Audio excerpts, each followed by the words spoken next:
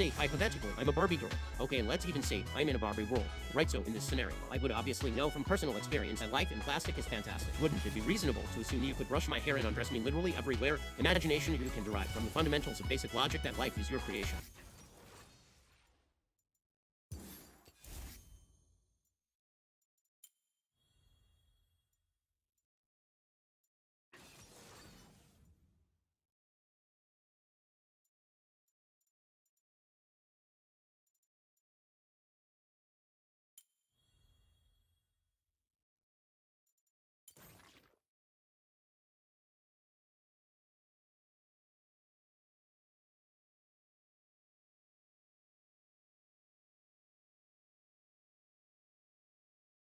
Like inflate, just sort of like despondent and depressed.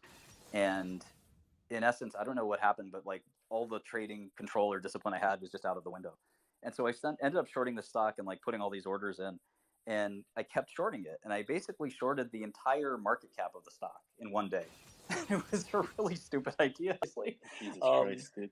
Yeah, so if you look at OREX, it's now bankrupt, so I was right in the long run.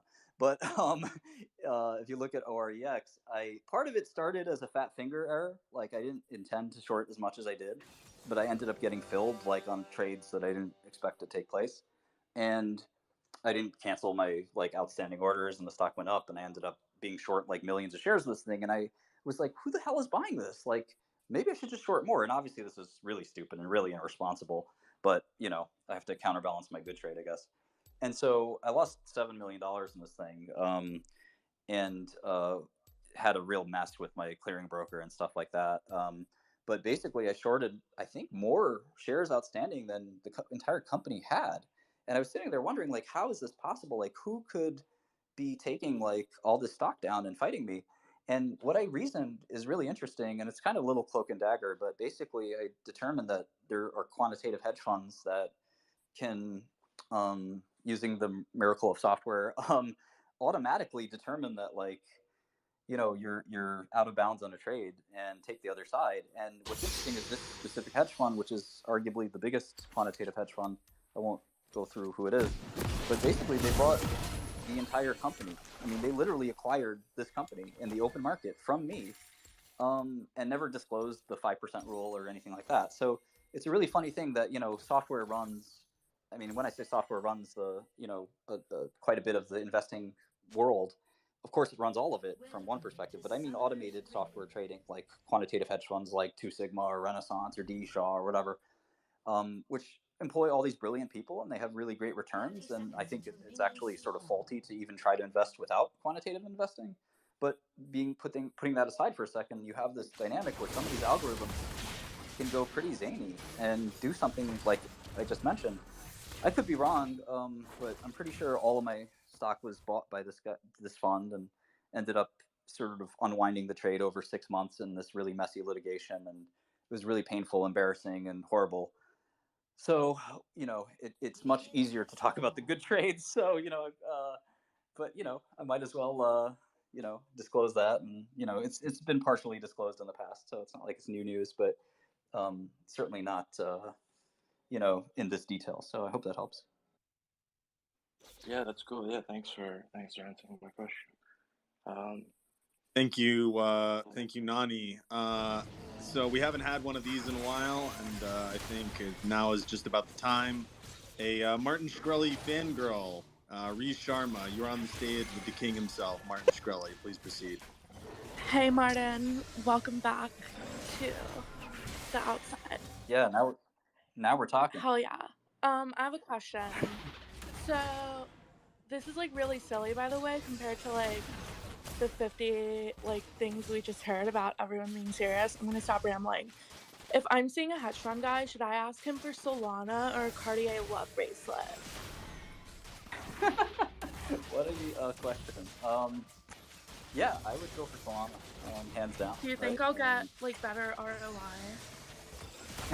Yeah, needless to say, I think in 5 years you can sell your Solana for a lot more, and the bracelet is just something you could buy 50 of those bracelets, hopefully. That's hot. Thanks. Thank you very much, Steve. That is much needed. I think that might have been a parody as well, but I'm not sure based on some of the. No, she messaged tweets me. That She messaged me. No, She that's- was Yeah, and wanted to join. that no, I mean the question itself was a joke, I think.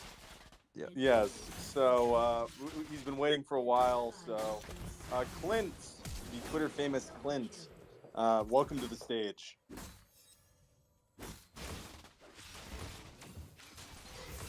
I really enjoy hearing about the lessons that you drew from your time in prison. And I think that this room is full of a lot of people who admire you and look up to you. And so if you're willing to do it, I think it'd be really interesting to hear about the lessons that you drew from the decisions that landed you in prison and any advice that you have to others about how to avoid the same fate.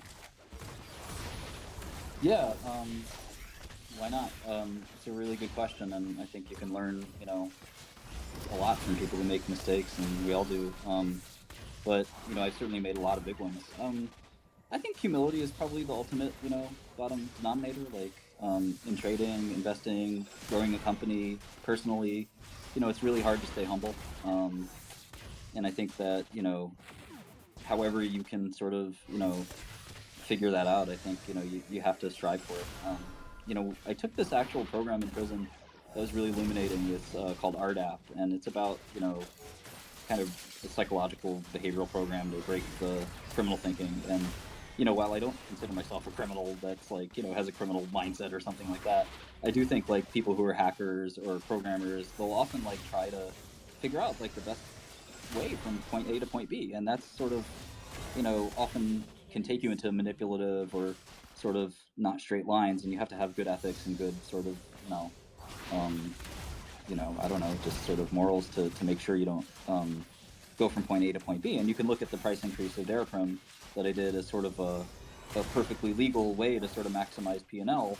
But arguably, depending on who you are, you could think it's unethical. I obviously don't think it is. I think it was actually the right thing to do, and that's a longer story and a bigger discussion. But I think that humility is really crucial, and it's lacking in to some extent all of us, and it's really hard. One of the hardest sort of virtues to cultivate. And one of the things that we learned, interestingly, in this really silly, trite kind of prison program was that the best way to sort of avoid this humility trap of taking a little success and letting it go to your head is to focus on I think they called it meaning or purpose and meaning and purpose in the prison program. And I never really thought about it, which is really kind of foolish and sounds stupid, but it's easy to lose sight of the important things, and again, it's fairly trite, but it's easy to forget about your family, for instance. And the 4 years of prison were really helpful for me to get reacquainted with my own family. I was just too busy as an executive, a jet setting, private jet, Hamptons house guy that was, not worried about his family very much. And once you have it taken away from you, you're at least, you're put in a place where you can't do what you would do if you had a ton of money or all the freedom. You end up starting to forget, your own family. You only see them at Thanksgiving or Christmas, or you forget, how important it is, and life flies by, and you're 60, 70, 80 years old, and you just you've been in office your whole life, and it's horrible. So I think that always remembering meaning and purpose, what's your real meaning, what's your real purpose, will keep you humble, and that's the main lesson I have, I think. Thank you for that. Yeah, of course, Clint. Much appreciated. The next speaker is going to be a fellow reference to, I suppose, a movie based in the 1980s, and I do mean based in all caps there. The altcoin psycho. Altcoin, you are on the stage with Martin Shkreli. Please proceed.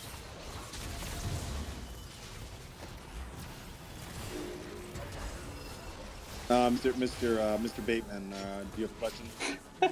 Yes. Yeah. Can you guys hear me now? Yeah. Cool.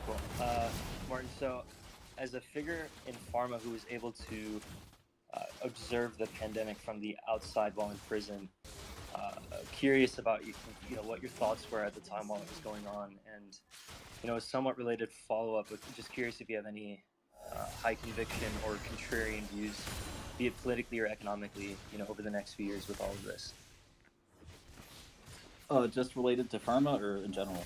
Just economically or politically, just in general. Okay. Yeah, so I mean, I saw the pandemic like everybody else, and at first, I, unfortunately, like everyone else, didn't think it was a big deal. Like we'd hit tons of false starts before with H1N1, N1, swine flu, and then a whole like host of ones that you probably don't know about that guys like me watch, but didn't think it would ever kind of, you know, become the quote unquote big one. I think everybody knew that eventually there'd be a quote unquote big one, but you know, it sort of, you know, never transpired, and you just forget that there was this risk. And this, when this started to really get too big to ignore, you know, like everyone else, I wondered what I could do about it, and I ran some, you know, just quickly made some with my buddy Jason, a tremendous developer. We spun up some AWS.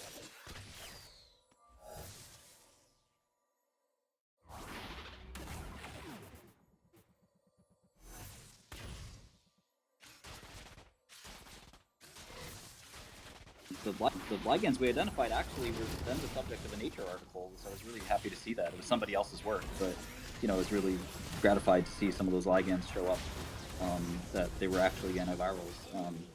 So anyway, you know, it was fascinating and interesting, and you know, I don't know if that answers the COVID half of your question. Yeah, it does. I was just more so curious, kind of, you know, it's one thing to be inside society as shit's kind of hitting the fan. I've just been curious, you know, kind of from the outside looking in. Yeah, it's not that different. You know, prison is like, unfortunately, not that different from, not unfortunately, it's fortunate for prison. What I'm saying, I guess, is that prison is not that different from the quote unquote real world, because like we're all in there, we get news, like and that's sort of the sad, almost like really depressing part of it, is like prison is actually just a community of people. It's like a small town. I've never lived in a small town, as I mentioned, New York, but like it's basically what I would imagine it would be like to live in a 500 person or 1,000 person town, which I bet a bunch of people who grew up in a town like that, and like everybody knows everybody's business, and you know, there's just a, you know, a small community, and you know, it's like a little city. 3,000 people were in my prison, so it's bigger than a lot of small towns, and 1,000 people work there, and those people are part of the community too. So we had this basically 4,000 person closed community, where you would shop from one place, eat at one place. We had a library, we had, of course, computers, we had, you know, all these sort of things. They're obviously marginalized and difficult, and they, you know, sort of, you know, do that on purpose. But conditions in prison are probably better than conditions. I think I see one person talking about this. They're probably better than conditions in some other countries. In fact, there were some Latin American prisoners who were talking about how, you know, they would rather be in an American jail than in a Honduras city, or Honduran city. So it was really remarkable to see that. And so in any event, I would just like dispute that sort of myth that, you know, there's a prison is like, you know, impossible to sort of navigate. It's just a different. It's like a. I think Foucault called it places like prison heteroverse, or I guess heterotopia is what I would call it, or what he called it. I would call it a heteroverse. Now that we're talking about metaverse, so but he called it heterotopia. It's just like a different world. He also said hospitals were heterotopias. So just like when you're in a hospital, all the rules are different. Everything's like weird and alien. And I think that prison's like that. So in any event, in terms of economic trends and political trends, I don't know. You know, obviously we have a lot of upheaval at the moment. The only thing I could say is that, you know, I think, like I said earlier, crypto is going to have a reckoning with the U.S. government. It's already had its reckoning with other governments, and we're going to ultimately put the question to the test of, will governments sort of allow crypto, or will they sort of tacitly object to it, that you can't stop it because it's distributed, or, you know, it'll kind of be like the war on drugs. Like, you know, will they go overboard, or will they just sort of let it happen? You know, I really don't think we've seen. I think we're like sort of inning one of regulation and blowback from the U.S. government, and you know, I do hope that, you know, we live up to our name of the land of the home and the free, or the brave. I don't even know how that song goes. The land of the free and the brave. I don't even know. It's such bullshit. I forgot it. But in any event, you know, I hope that we sort of live up to that and let crypto live and be, you know, let it breathe. But you know, I'm sort of skeptical, and I think the government will sort of turn the screws on crypto. I think Elizabeth Warren even suggested that it should be illegal to have a private key pair, you know, private key, public key pair that's not registered with the government. I mean, if that isn't the craziest thing I've ever heard, like, I don't know how anybody, could think that's like a legitimate, idea. But, that's what she wants. And I think other people in Washington really want that kind of, regulation and overwhelming kind of squeezing the freedom. So anyway, hope that helps. Yeah, appreciate it. I would tend to agree with you there. All right, Mr. Bateman, thank you very much. Much appreciated. The next person will be, there's all this question about whether traders are smart or thieves, criminals or geniuses. And we're going to invite up an actual retard, Wall Street retard. You are on stage with Martin Shkreli. Please proceed. Hey, Martin. Not a very woke word, by the way. Hey, how's it going, everyone? This has been a really interesting space thus far. It's been a lot of fun listening. It's funny, I actually talked to you quite a while back during the 2016 campaign. I think it was back when Periscope was an extant service and you were doing a live stream related to Hillary Clinton. And I guess that kind of relates to my question for you. And it seems like in the time that you've been gone, censorship has become such an intense problem. And I'm wondering, do you think, I know you addressed the economic side earlier, do you think that's going to become more of like a societal issue? And what do you think needs to be done to address more of the political angle of, big tech intervening in free speech? Yeah, I mean, just to say off the bat, listen, I don't have any more insight than anybody else, and like I obviously have no position of like, insight that I want to. I don't know. I feel like people are asking me questions, and I'm not an expert in the area, so I hate pontificating on something that I'm not an expert in. But obviously, I've been censored in the past, and I think that Web3 is a way to sort of decensor the world. Now that obviously comes with a lot of problems. You want some censorship and things like certain content needs to be censored, right? To some people, at least, it needs to be censored. And I think there's some unique algorithmic solutions and how you can do that automatically using sort of groups, sort of a group oracle or something like that. But having said all that, I think that,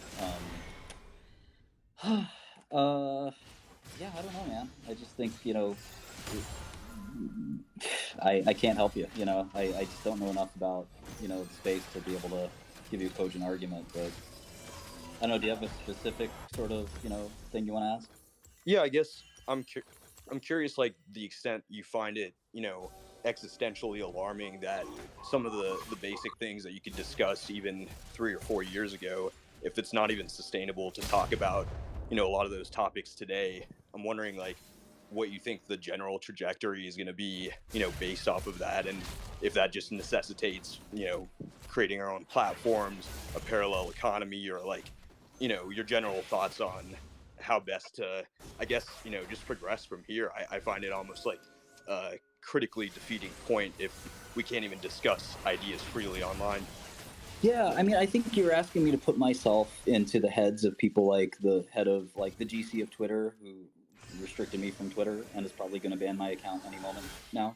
Like, you have to put yourself in that person's head, and basically, like, I was banned from Twitter for like doing this like funny photo montage. I thought it was funny, of this person I was like had this hardcore internet beef with, and like, to me, I thought the internet beef was fun. Like, we were like constantly digging at each other, and she was a very left-wing reporter, and I'm kind of a right-leaning dude, for lack of to make everything binary, I guess. And so basically, like, I guess I went over the top because they created this weird photo montage where I put my face on her husband's face, and I was just sort of like trying to be annoying, and she didn't like it, but she didn't block me. She just like used it to seek attention, and I was permanently banned from Twitter. Like I said on my first post out of jail, I said it was easier to get out of prison than it was to get out of Twitter prison, which, should not be the case. So I think, what's going to happen is something I can't necessarily predict. I mean, who knows, right? It could get worse. It could get easier. I think, like I said, the decentralized stuff has a big problem. And like, how do you stop child pornography, right, from being circulated on a decentralized YouTube? How do you stop a video of somebody's head getting chopped off from being circulated on a decentralized, platform. So I think you're going to have a lot of issues in how to solve those problems. Again, I think they could be solved intelligently and computationally, but I still think like if Facebook has a problem and Twitch has a problem for people live streaming, like the very sad situation that unfolded in Buffalo. Um, Perhaps a group army that's decentralized could do a better job than a centralized place like a Twitch. But I don't know. That's just something I'm not really ready to answer. But I appreciate it. Yeah. I guess just last thing really quickly, and I appreciate the time. We have a lot of really quickly. I'll just say, I think if you had a centralized service with the right governance that could really take it to the next level, just like Elon here. And just as a last thing, I'd love to hear you continue to live stream even after you do inevitably get kicked off Twitter, and another perfectly centralized and governance site you should definitely check out, cozy.tv. They would love to platform these kind of views and ensure dissemination of free speech. Appreciate the time, guys. Thanks, man. Of course. Or should I say thanks, bro? Yes, thank you very much, a retard. We have not had a based double X up in a while. So, Nicole, I know you've been waiting for a while. Nicole, when are you going on a date with Martin? You're on the stage with Martin Shkreli. Proceed.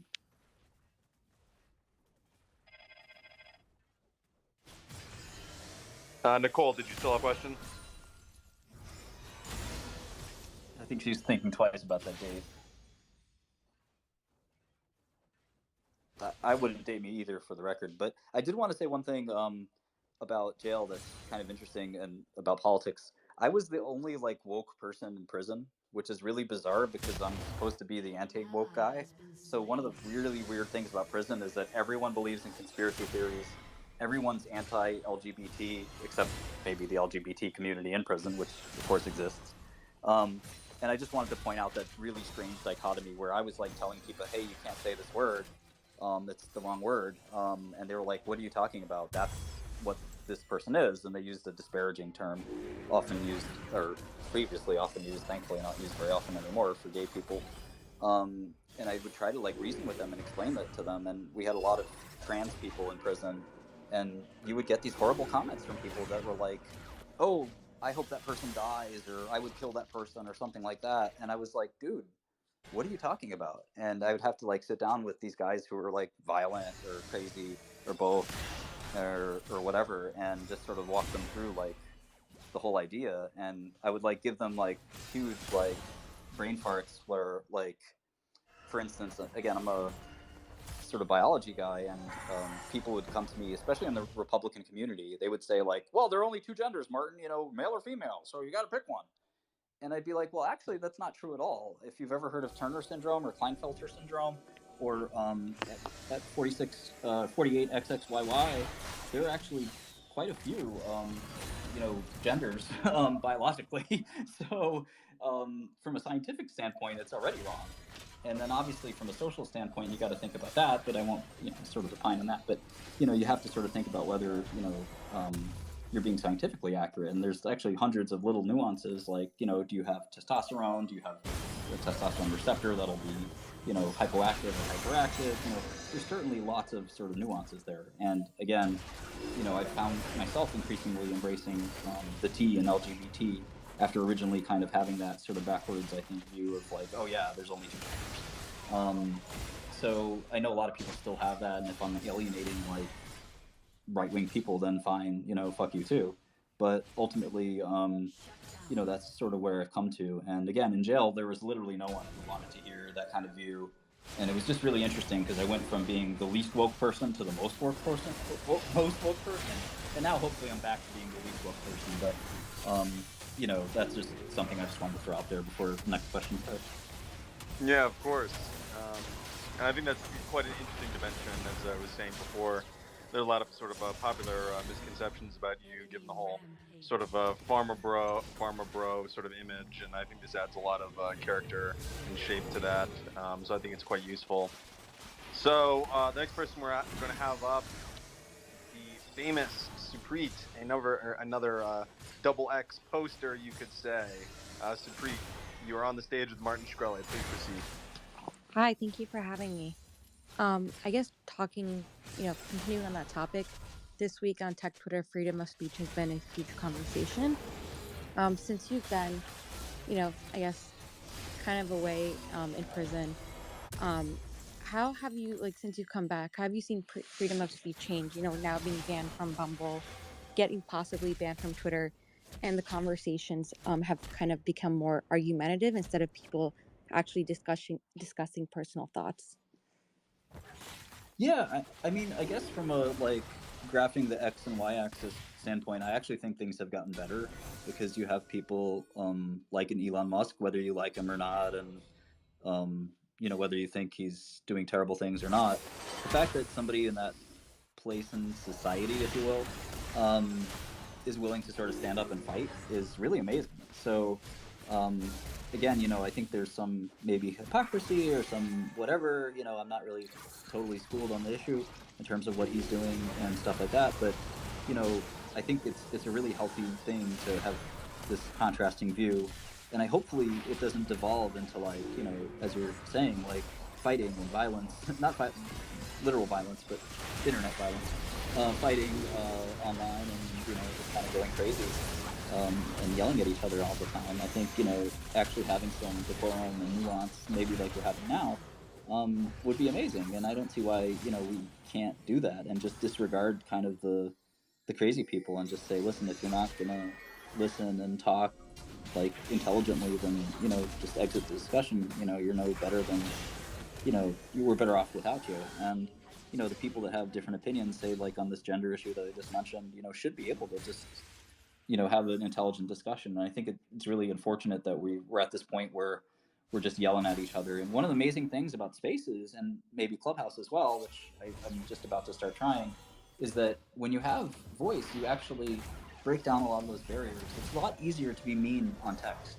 And I think for anybody that didn't know me before, and thought of me as quote unquote goblin mode, which I definitely get into goblin mode, and I'm very good at goblin mode.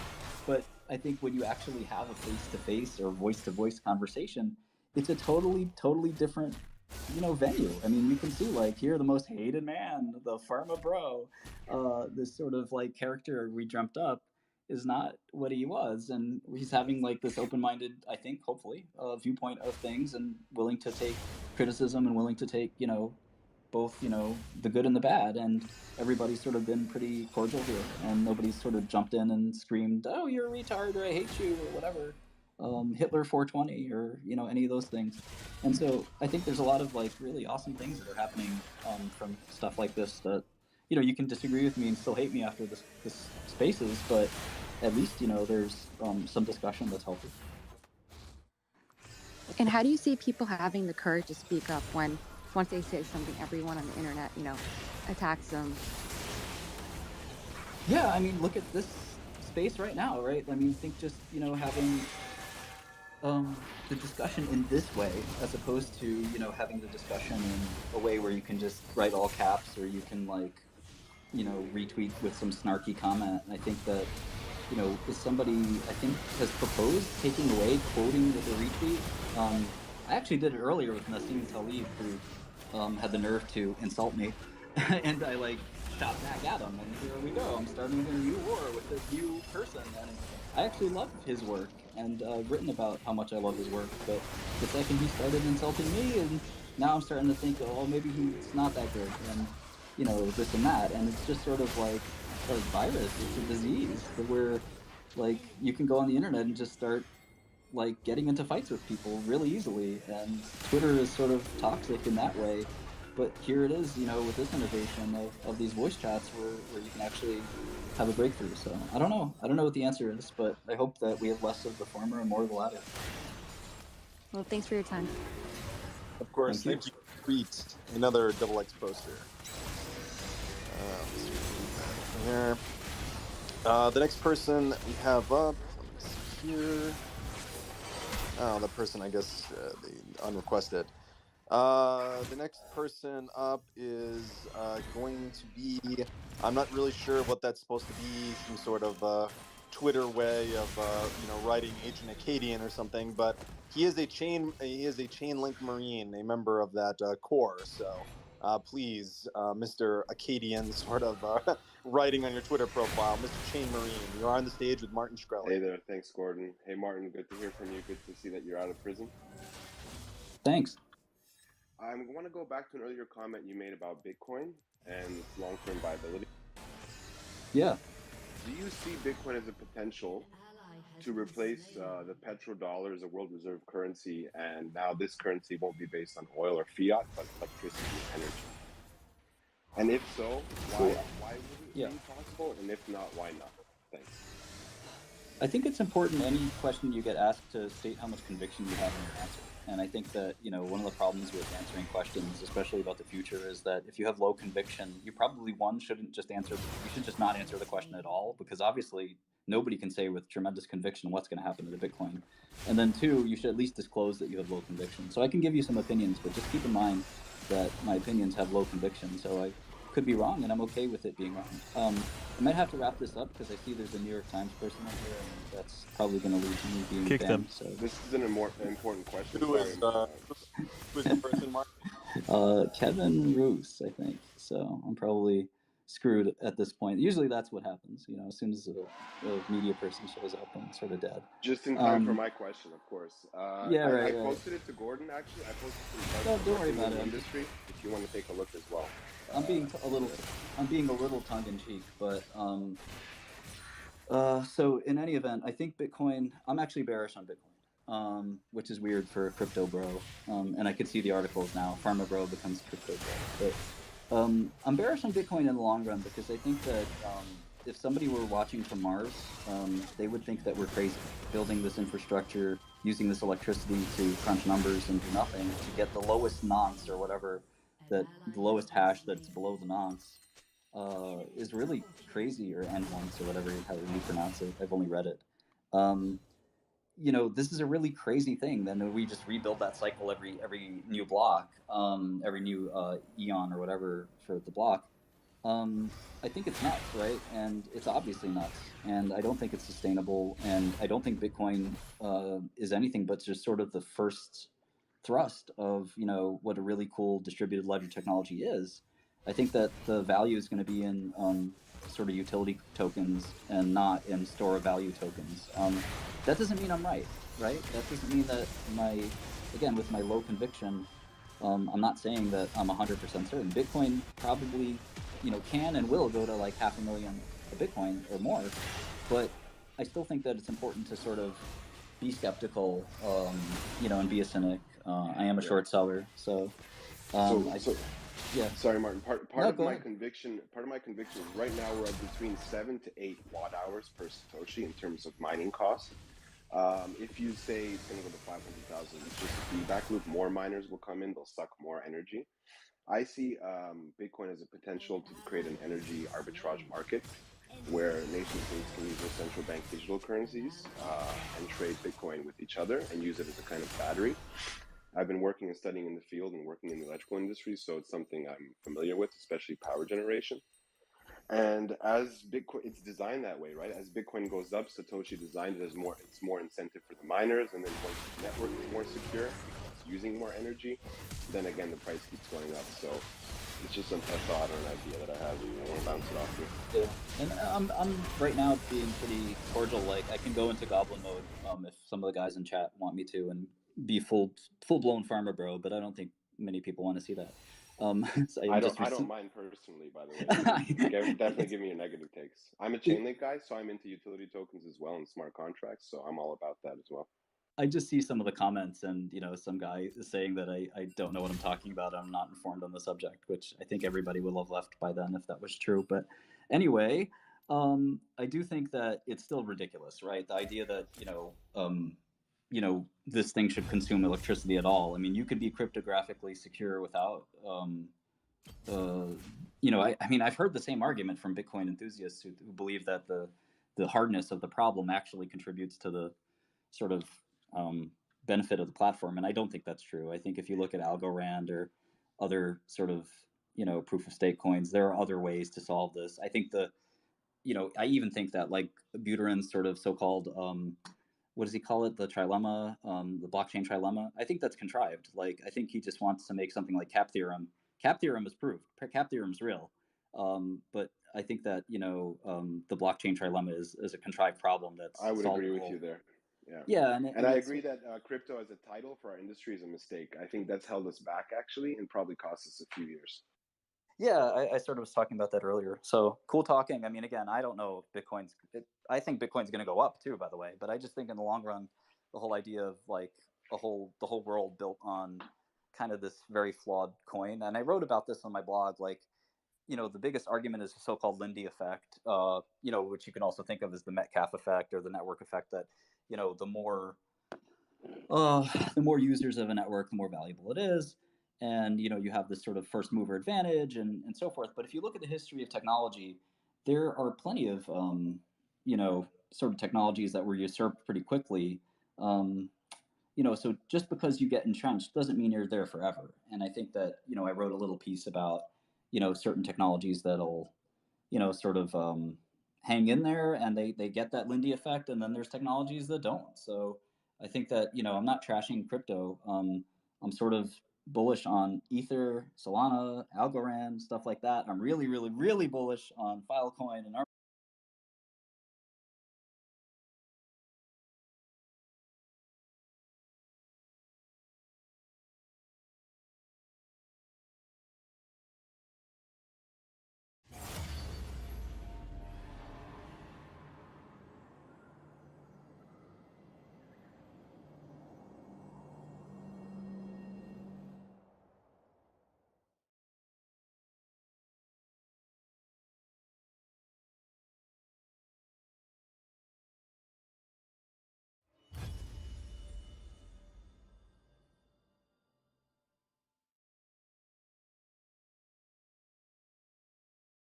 Arweave and stuff like that.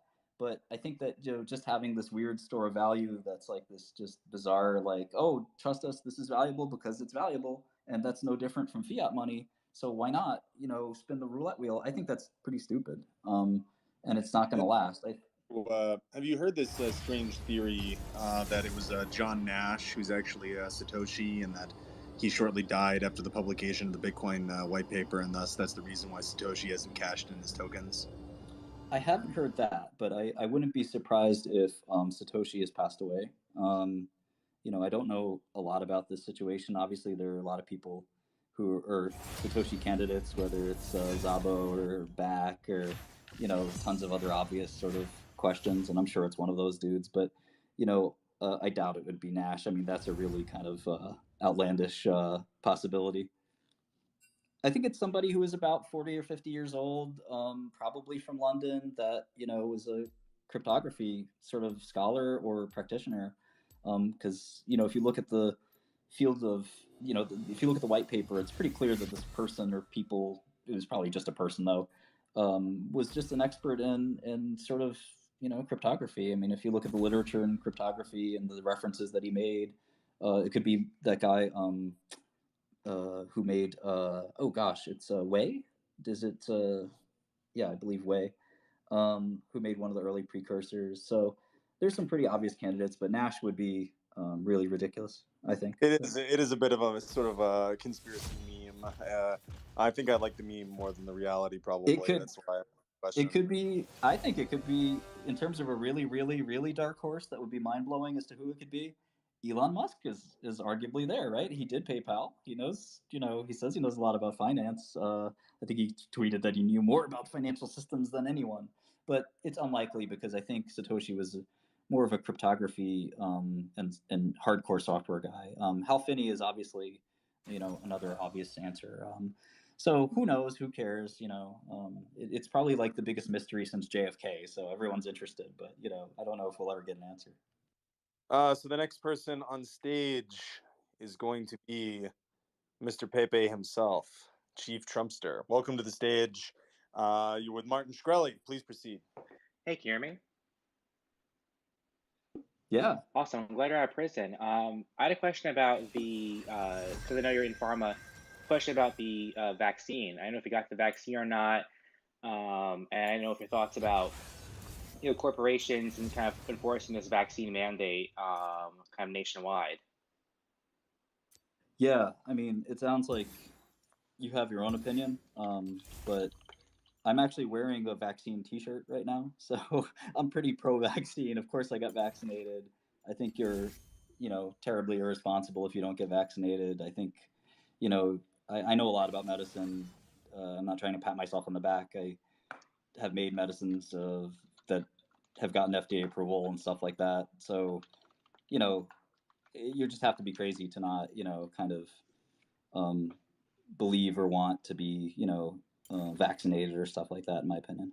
Do you say any consequence though about corporations kind of forcing this and making kind of nationwide, where basically if you only have a job, you have a very tough time of getting a job, you have a family and stuff, and you may have concerns. I just don't know if I guess your thoughts about how much power corporations Sure. have over that, and affecting many people.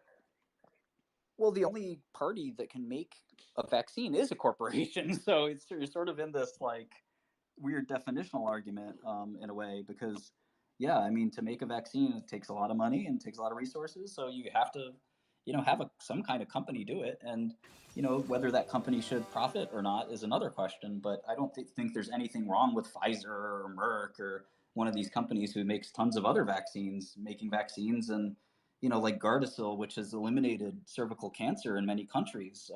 Rates of cervical cancer are down like 90% because Gardasil, which is an HPV vaccine. And there was an outcry about Gardasil, unbelievably. I mean, basically, you had Bible Belt folks, no offense to anyone from those states, but you had folks jumping up and down and saying, my daughter is never going to have sex. What, are you crazy? And it was this really kind of like ridiculous thing. Like, listen, eventually people are going to have sex, and it's better for them to be vaccinated against HPV so they don't get cervical cancer for someday. And so, the vaccines are really well studied. They're really well done. Like, there's no reason why anybody should be afraid of a vaccine. And I think the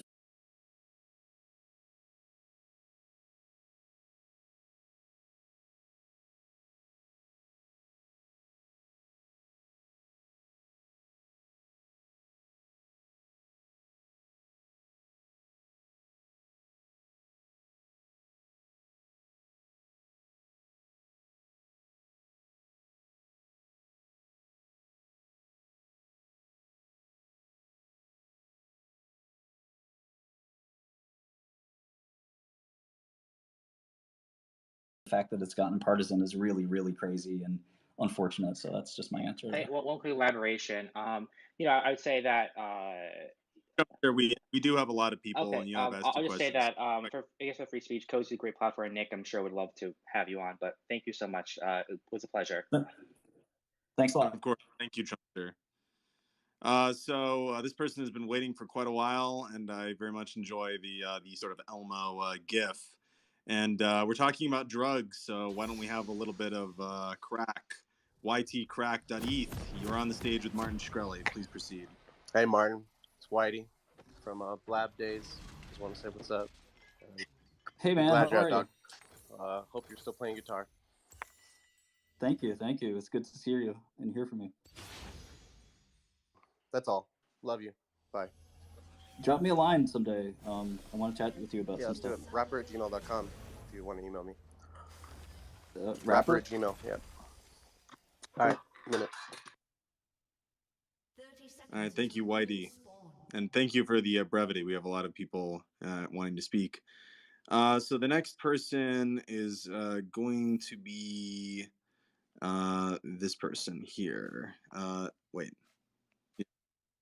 Jimmy Heaters. You're on the stage with Martin Shkreli. Please proceed. Are you still there, Jimmy? Do you have a question? Minions have spawned. Oh, sorry. Okay. Can you hear me? Yeah, we can hear you. Mr. Shkreli, how you doing? I was just Great. How are you? not too bad. It's been a real pleasure to listen to you talk. You talked a little bit earlier about how you kind of hinted at how you might have been behind some cryptocurrency ventures through a pseudonym, and I was wondering with regards to now your image, maybe with the, you could say spotlight on you in different ventures going forward. How are you going to deal with maybe bad PR, or these people who might be coming after you in the news if you're going to be working pseudo anonymously, or if some of the people you're working with are going to be working pseudo anonymously? Yeah, I mean, I think it's a pretty good way to do things, and if you can mute your speaker, that'd be good. Okay, so yeah, if you see any DAO projects or DeFi projects with Enrique, you know immediately who it is. So I might do that, but I think that in general, I might have to work as a pseudonym, which is really a bizarre thing because again, I think I'm even nervous having this talk because I think unfortunately I'm dispelling the Pharma Bro myth and my old character that I'd love to slip into, and that I almost like want to slip back into it because I hate to repair my reputation. But I think a pseudonym will work for some projects, and I think it doesn't have to work for other projects. I think there's going to be just a ton of different opportunities and a ton of different things. And I'm still an investor too, so like you can't ban me from buying stuff. So ultimately, like if I buy 10% of a company or 10% of a project or whatever, like you can exclude me from a VC round. I mean, I've been excluded from like every VC round. Every time I try to show interest, people run away scared off for obvious reasons. But if there's a publicly traded company or a decentralized opportunity, I can invest and you can't stop me, right? So I think that's one thing to keep in mind. So in any event, that's sort of how I'm going to handle the pseudonym thing. But I think a pseudonym would also be fun because, having your mind blown, if, like I said, Elon Musk turns out to be Satoshi, it would be like the ultimate mind fuck. And again, there's a 0.0001% chance that it's him.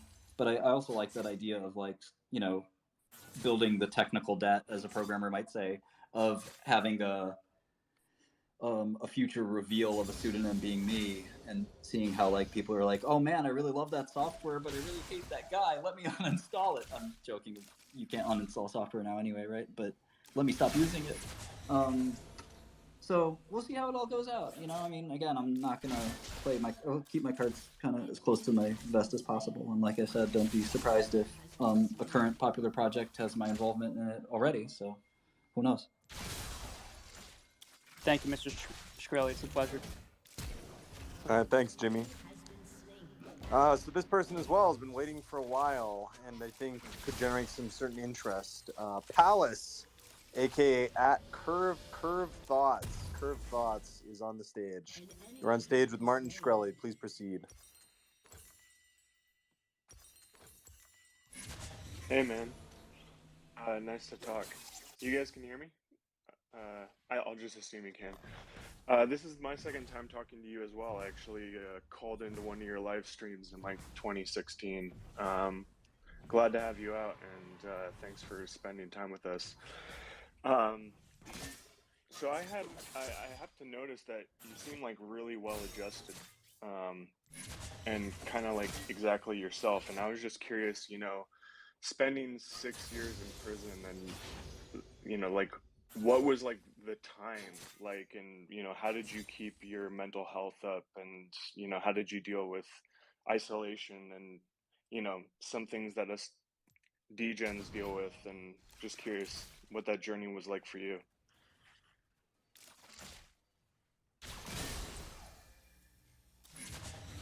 Sorry, I was sort of paying attention to the chat. I didn't know I could chat while I was in here, so I just started harassing somebody in the chat.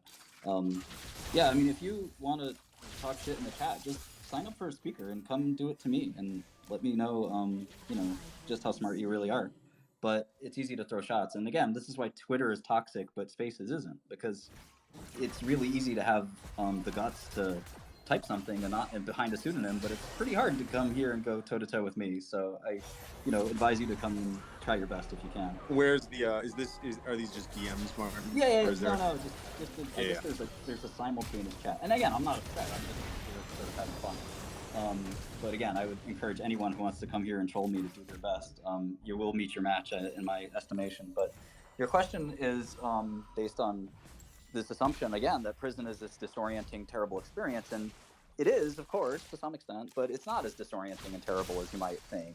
And I think that that's the first thing to understand, and that's almost a problem to some extent, that we've incarcerated so many people that, like, it's become a norm. Like 1 out of every 4 African American males will end up in prison at some point in their life. I mean, how crazy is that?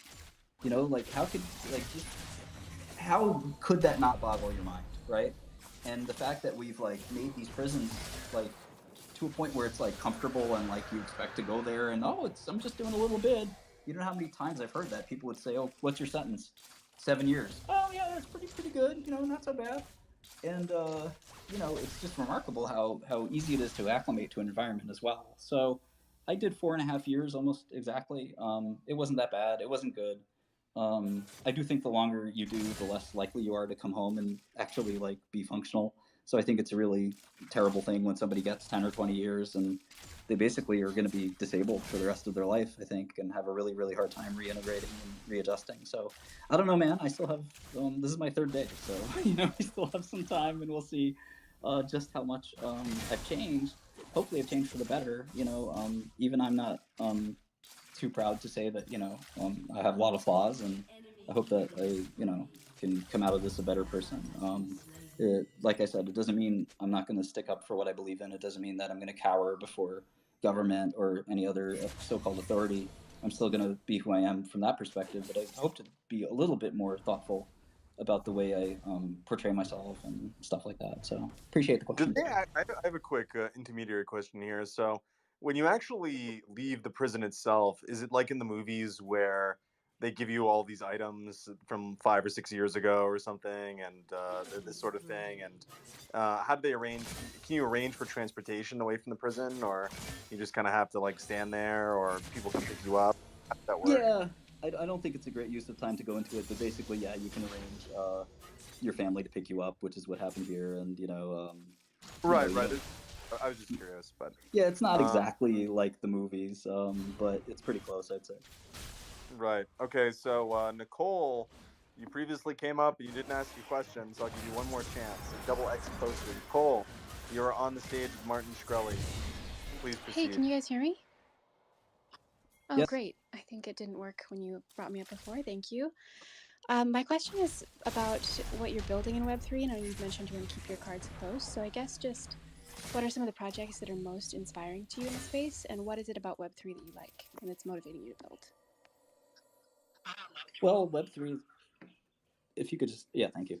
So Web3 is obviously also kind of suffers from this misnomer problem, and what it even is, nobody knows, right? Like, obviously with libraries like React, which is what my old software startup before I went to jail focused on, you can build amazing things on websites that you can never even imagine you could see in a web browser. Like Mark's here again, my hero. I don't think anybody could have ever imagined, what we can do in a browser now when Netscape was born. And so what Web3 is, I'm not so sure that Web 2 and Web 3 are that different. Like, for example, with WebAssembly, the internet's going to open up a little bit, but obviously the decentralized aspect of Web3 defines it to some extent, like having a platform that's like a virtual machine that's like completely decentralized from the whole DNS system and the whole ICANN system, I think is important. And it's going to be a revolution, but I wonder if the real revolution is actually just in engineering itself. And like we have this big problem in web development where you have the DOM and you have to live with this document object model, right? Which is really hard to program on because it was designed by Brendan Eich a million years ago, or I'm sorry, the HTML people a million years ago. And, we've sort of just like retrofitted it a million times to try to like create something. It started with jQuery, and jQuery enabled you to traverse DOM nodes easily. And now, React allows, you to completely abstract the DOM, and React has enabled, websites like Facebook to look like, C# apps on Windows. And so where are we going to go from there? I don't know. I think that the obvious Web3 benefits of, like I said, having sort of a decentralized website that can't be taken down. We saw that with Parler, which I have no special support for these weird alt-right websites. Again, I'm a Republican more or less. I'm sort of right wing more or less, but I'm not as binary as maybe somebody who just believes everything Trump says or something like that. I'm a skeptical kind of person, and I generally would vote Republican, but it doesn't mean anything really to me. I just as quickly vote for Obama, who I really liked, for instance.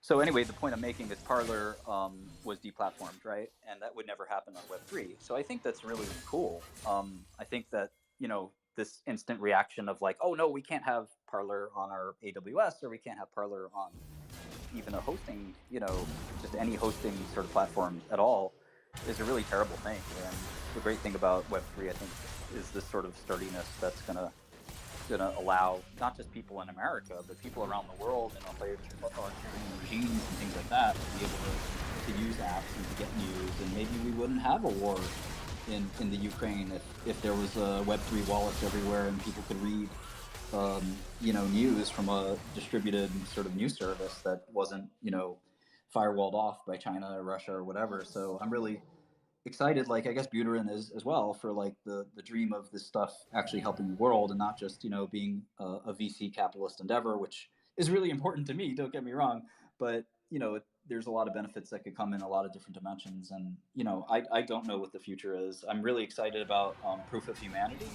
So it's not necessarily maybe a Web3 thing, but I think it's a really amazing way to sort of solve the identity problem. And any of these identity passport things are really awesome. So I'm looking forward to seeing how those evolve. I hope that helps. It does, thank you. There's a developer from WorldCoin who's a friend of mine who's in the audience who would have some interesting insights about the identity issue. Yeah, I hope they. I've heard about WorldCoin. I hope they follow me or DM me or whatever. I think it's a really cool idea. I mean, it's an amazing idea. How exactly it can be pulled off and scaled and all that, I don't know. I'm sure he could tell me, but I don't know a lot about WorldCoin, so I'll leave that alone. But I do think like there's a lot of amazing ways to sort of think about how to establish identity in a decentralized way and get people access to things that can't be firewalled off. So I really hope that continues to grow. Great, thank you. I'd also recommend that you check out Lens Protocol. It's a decentralized social graph, and it allows NFT profiles that you can stream content to.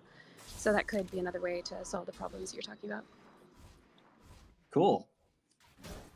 Thank you, Nicole. Apparently, the pop star Sia is in the audience, just DMing, trying to DM me, trying to get up, but it's under. Let me see if it's here. Bianca. I do not. Whatever your profile that you're requesting under, Bianca, Sia, I cannot see it. So close out the app and re-request. Otherwise, I cannot see it. I cannot bring you up. So, but that would be an interesting person to bring up. The next person who is going to come up is, Martin, as you said that you're perhaps a fan of one of our former presidents. We have Bitcoin Barry Obama on the stage. You are talking to Martin Shkreli. Please proceed. Hey, can you hear me?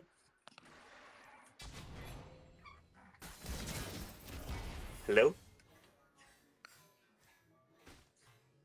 Yeah, we hear you. Oh, okay. Hey, Martin.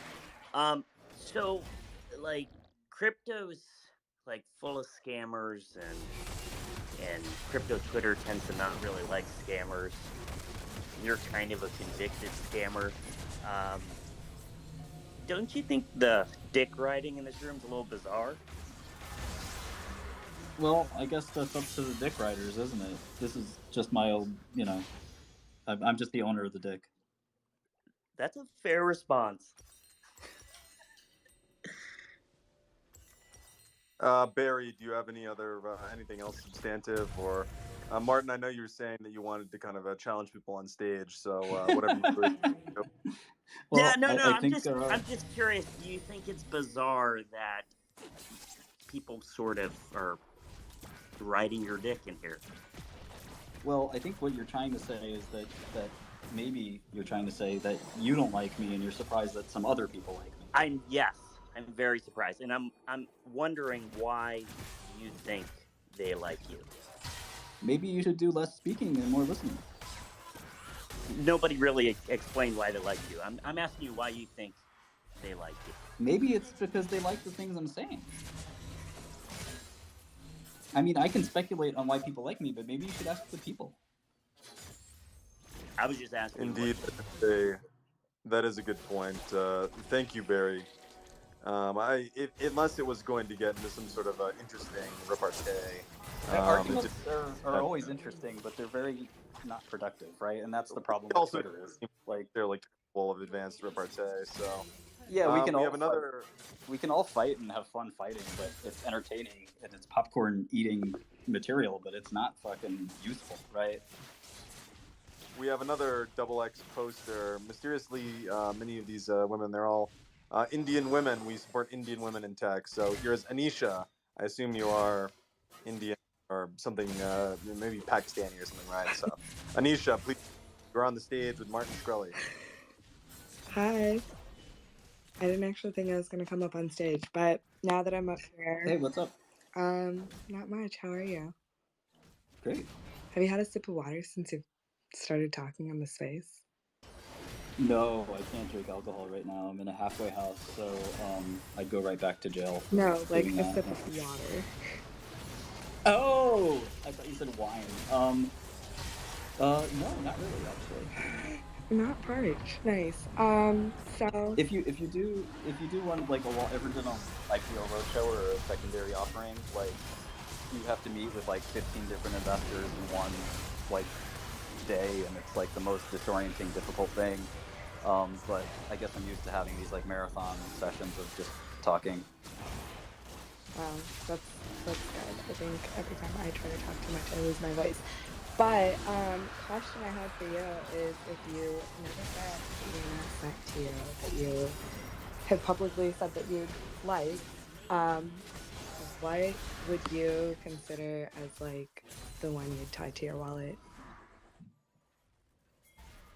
I think the ENS thing is a little silly to some extent. I mean, it's vanity. It's kind of this Veblen conspicuous consumption thing, which permeates crypto quite a bit. You know, where you're signaling through a purchase, you know, that has no actual utility.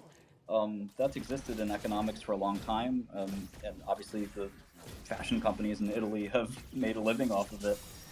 You know, a Gucci handbag has no greater utility than a plastic bag, practically.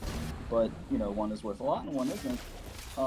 So I think of the vanity ENS thing is fun, it's cool, but at the end of the day, it's not, you know, that important. And you're talking to a guy that never really spent a lot of money. As much as I was joking earlier about private jets and Hamptons houses, I was still a pretty stingy guy. And if you ever watched my live streams, you would know that I'm not a big money spender. You know, I had a lot of executives, one or two ranks below me on org charts, who had much nicer places than I did. So splurging on an Ethereum ENS domain is not something you're likely to see me do. Again, I maybe pay a couple, you know, Ethereum for one or something like that, but you know, that's about it. You know, after that, it stops being fun and it starts being crazy. I kind of use a rule of thumb of 0.1% of your net worth can be spent frivolously. But once you start getting into like 1% or 5% or 10%, you know, you're starting to lose discipline. And I don't think these ENS things will be that valuable, to be honest. I mean, who knows? They might be. If, you know, Facebook wants the Facebook one, you know, maybe it'll pay a lot of money for one. Who knows? Maybe they already started. It's a really cool way to get out of the ICANN and DNS system, but at the same time, like, there's, you know, I'm sort of skeptical that it'll really last and live forever. Who knows? Maybe it will, maybe it won't. Cool, thank you. Last question. If you have a question that you wish people would ask. Really do questions. Oh, actually, I can jump down.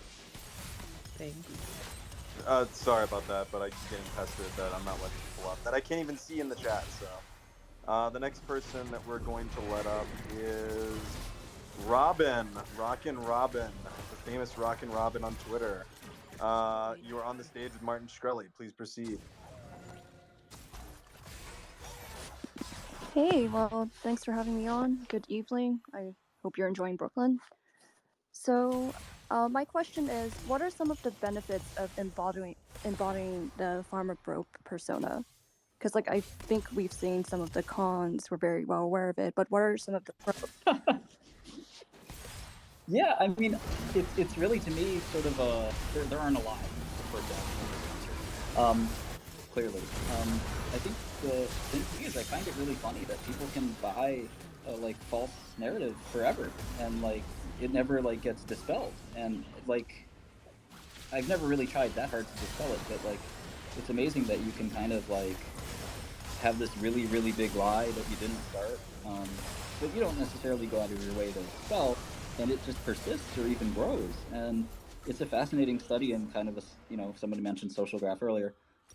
Maybe it's a fascinating, kind of concept in graph theory or something like that, where, you can see how this information propagates, and whether it has truth content or not, it'll still propagate depending on who propagated it. So it's sort of fascinating from a social experiment side, because I tend to think like, I don't know, if you have enough skill, resources, or whatever, like it doesn't really matter what media says about you or thinks about you.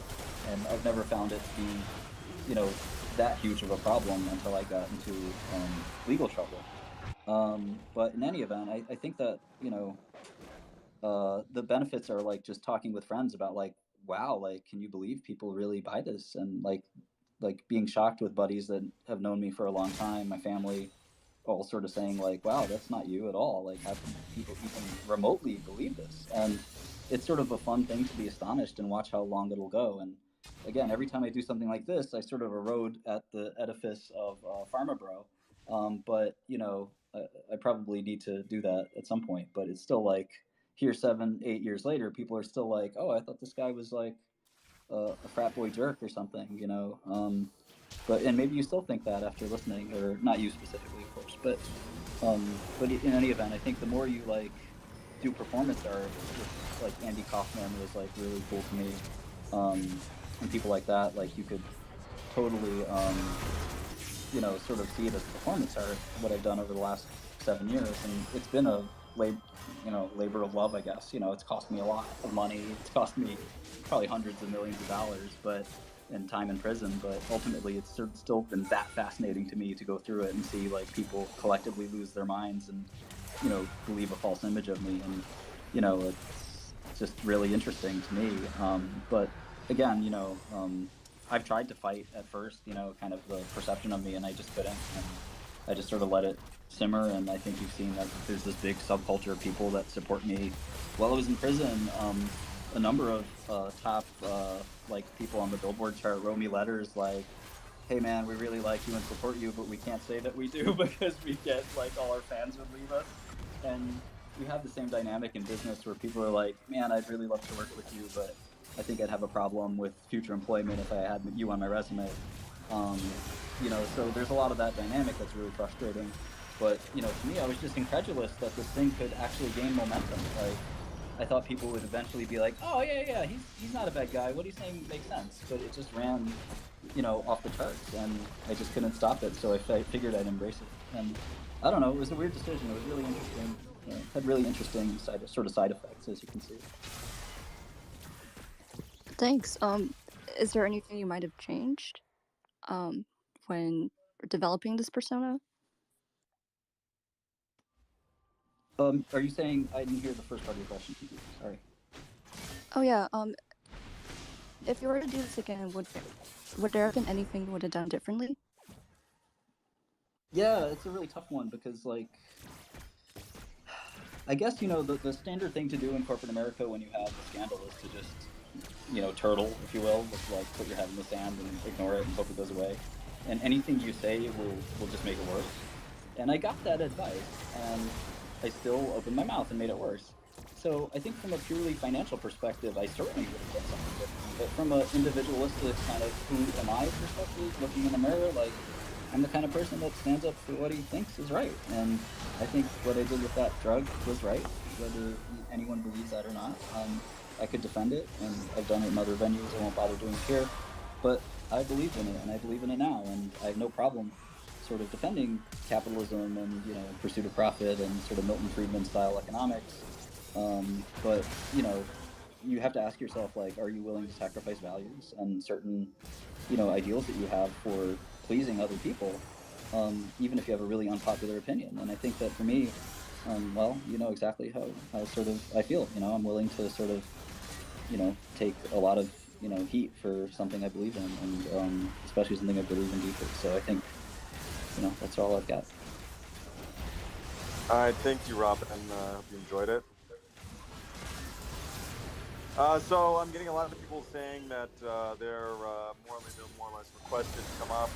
I cannot see you, so if I cannot see you, you must reload the app, log back into this, and then we'll be request. That's the only thing I think that somehow solves it. So a lot of people are saying that Sia should come up. I cannot see Sia or her alt Bianca or whatever, what have you. So please be advised. Twitter is pretty buggy in general. Well, this is a truly massive spaces, so I think it might be bugging out a little bit. You think that this is bigger than average? Oh, most definitely. I think this is one of the larger Twitter spaces that's ever been held, to be honest. Yeah, but I'll still be banned, so. I think you might be fine, but so the next speaker is Rodan's Revenge. Do you have any revenge on Martin? Let's hear about it. You're on the stage with Martin Shkreli. Please proceed.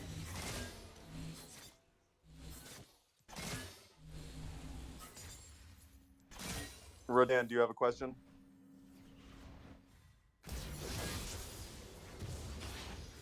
If you don't have a question, there's other people who want to speak, so.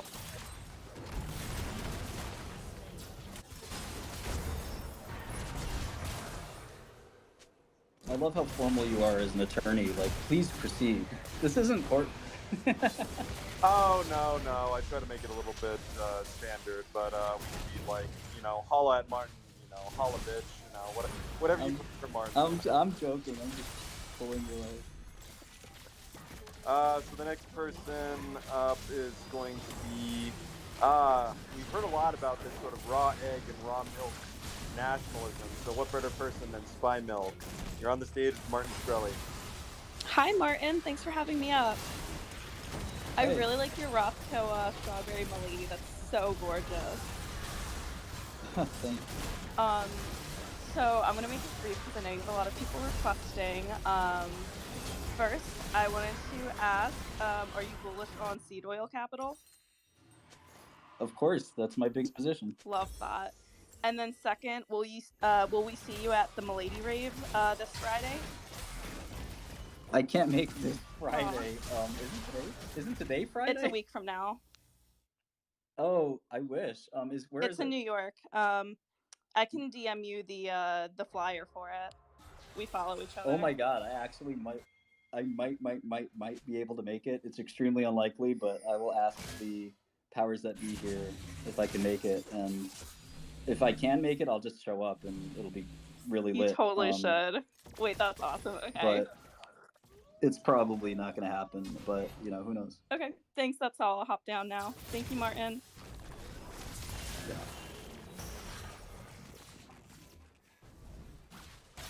All right, thank you, Spy Milk, seed oils, raw milk, raw egg nationalism. Very good.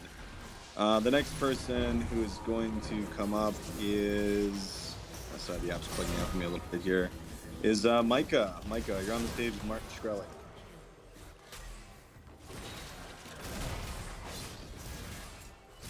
Micah, are you there? Oh yeah, I am. Oh, thank you. Yeah, Martin. I'm just curious, like, kind of in the politically correct version of that dick riding guy, but you seem to be really well revered by a lot of people, and there's a lot of really respectful folks in here listening. And so, I'm just curious, like, why do you think that you are kind of revered in the way that you are, and do you think you're deserving of it? And I guess, is there anything that you have coming up or planned that you're really excited about that you think will be maybe more worthy for some of the more skeptical folks? Thank you. Yeah, I mean, it's sort of a silly question from some perspectives, because ultimately you're asking me why do I think people like me, because I like me, so I mean, there's some reasons. But I'll start with the list of my accolades. Like, I've written and won an enormous number of different like patents, different clinical trials I've designed. I've made many hundreds of millions of dollars. before the age of 40. Let's see, I took several companies public that I created from scratch. I was the CEO of a publicly traded company that was worth quite a lot at just the age of 30. So I've accomplished some things. Like, I don't know, maybe you've read the media narrative and you don't like me, but I don't know. I've been successful. I think I know a lot about a lot of different things. Like, you're asking me to like give you a sales pitch on me in essence, and that's my sales pitch. Oh yeah, I'd say for the record, I didn't really have a strong opinion at all. I just, I did aware of obviously the kind of media around you, but yeah, definitely after listening over the past hour, I feel, much more favorably for sure. Not that that Cool. matters to you, but yeah. I'm not trying to be combative. It's just sort of like a strange question, right? Like if you like somebody asked you, what do people like about you or don't like about you, you'd have a hard time being objective, in my estimation. Yeah, for sure. Yeah. Anyway, thank you.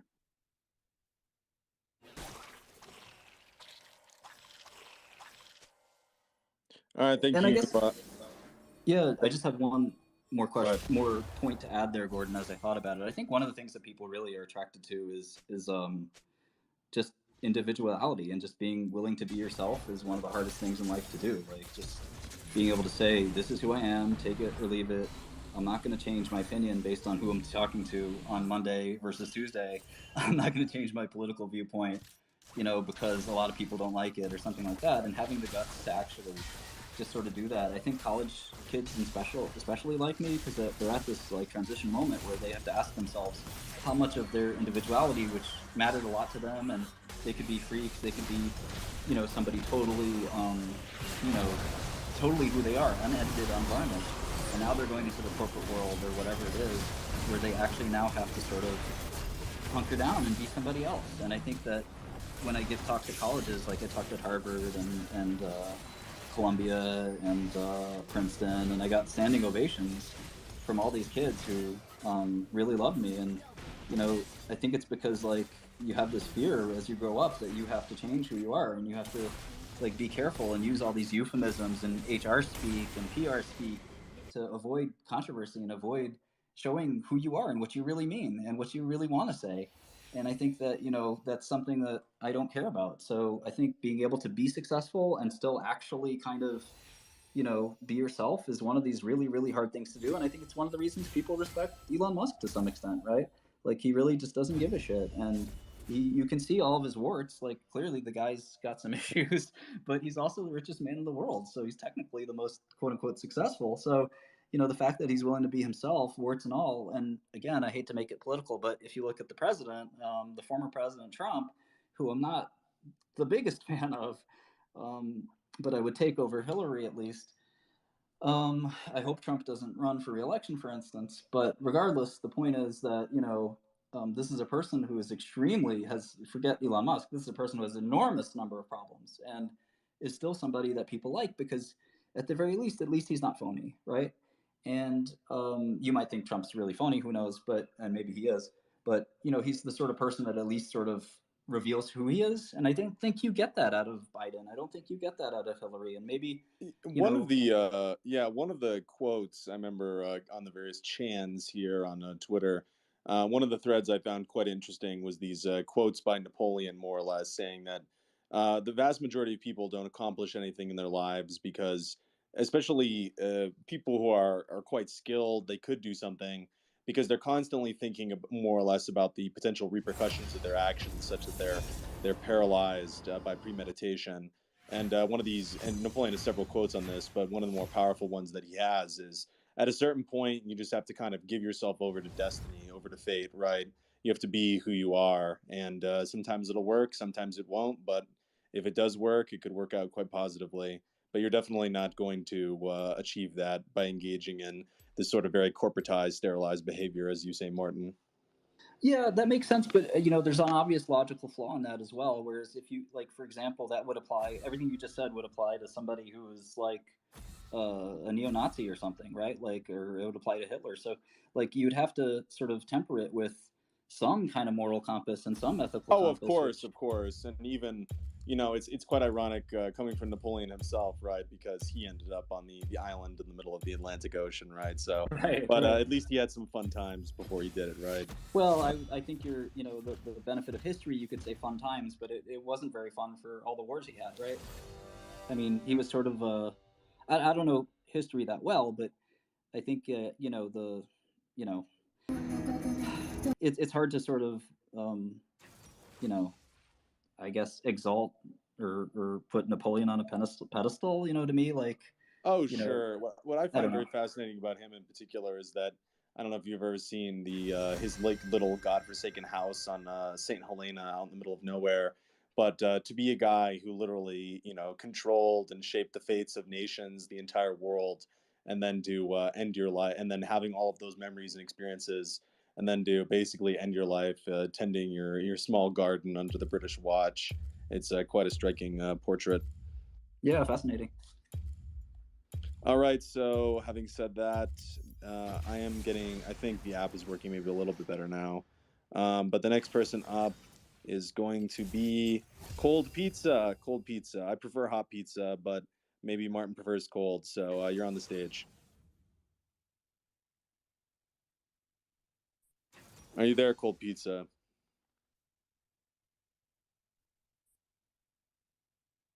Now I'll give you a few more seconds here. Cold pizza, are you there? Yeah, just press the unmute button. I'm joking. All right, I guess they're not there. Okay. Oh, wait, The next. wait. They went on mic. I see they have mic. Oh, Oh, at the last second or something. Let me see if I can resurrect the request here. Yeah, whatever. All right, yeah, I can't see a cold pizza, so unfortunately that pizza will remain cold. Oh, let's see. The next one is interesting account. Middle class investing. You're on the stage.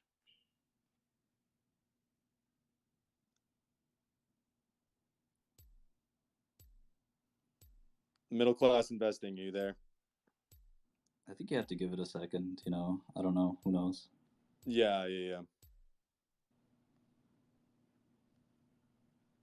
You've middle class investing. You've waited for an hour to talk to Martin Shkreli, so here's your chance. Boo. Another one. Another dud. All right, we have someone who is just raising their hand. Okay, Tony, very online. You have been raising your hand, so you're very online. You're online now with Martin Shkreli. Hi, Martin. Long time listener of the program, first time caller. Transhumanism, based or cringe? I think it's based. I just think it's too early, right? Like, there's no real, real transhumanism that's possible at the moment. So, we're all pretty human, unfortunately. So, where that goes, it'll be interesting. Like, one company that I was pretty interested in and was an early investor in was Dexcom. And I was shocked to learn that, like, tons of people have Dexcoms now for, I'm not sure great reasons, but like Dexcom is a continuous glucose monitor for anybody who doesn't not familiar with it. But basically, it kind of measures your blood glucose actively, and it's remarkable. And that's sort of a transhuman concept there. Like, I do think we're going to start to integrate with technology. Like, I wouldn't be surprised if that more and more we have sort of embedded systems and different sort of things working in us and on us that understand us. And like the Dexcom thing works with your iPhone, right? So you can just see your blood glucose anytime, all the time, and that's amazing. But it's just one data point. And can you extend that to liquid biopsy? Can you extend that to all types of other kind of neat data points that you can get an alert on your phone, like, oh, you just got a mutation, and a couple of cells are now cancerous in your wherever. That'd be a really amazing kind of tweet to get, or I'm sorry, alert to get. And what you do about it, I'm not so sure, but you could probably develop something like that someday, and probably be someday somewhat soon. So if you look at the liquid biopsy companies, to some extent, it might be a digital biopsy, and you could have, something like that. So I think from that standpoint, at least from the medical side, I can certainly speak to so-called transhumanism starting to actually come to fruition. But from computational side of sort of digitizing neural network or like recapitulating somebody's brain state digitally, I think we're still really, really far away from that. So anyway, fun question for sure, but I hope that helps and answers it. Philosophically or otherwise, do you think there should be any kind of limiting principle to the augmentations, for lack of a better term? Yeah, really good question. I'm sort of out of my wheelhouse here. I'm not the first person to ask about ethics and morals. Jokes aside, I think again, it's a better question for somebody else. Like, to me, I'm a technologist, so I'd focus on how to make it happen and make it happen anyway. I think other people should probably think about what should that limitation be. Like, we already are seeing it, by the way, right? Like, countries that have Google are growing faster than countries that don't, or countries that have smartphones are growing faster than countries that don't. So, like, you have a technological supremacy thing, and if you look at the U.S., like, all the success in our companies and things like that, like, there's a reason that we dominated the whole internet boom, and that there's no Google in Europe. There's no Google of Europe, I should say. There's no Facebook of Europe. There's no Apple from China. There's no Microsoft from China, and it's because we've fostered this community. But now that cuts both ways. Like, all that innovation and wealth accretes to us and doesn't accrete elsewhere. So the same thing is going to happen with this technology. It's just a different technology, and so the question is, are you going to have people that use this technology to augment their intelligence or their physical abilities or whatever, and then do those benefits accrete unfairly across the globe? I mean, we've seen that with vaccines, right? So we have a really, really lot of questions we have to ask in general, not just of so-called transhumanism, but also just in equality and sort of things like that, and equity, I guess, in general.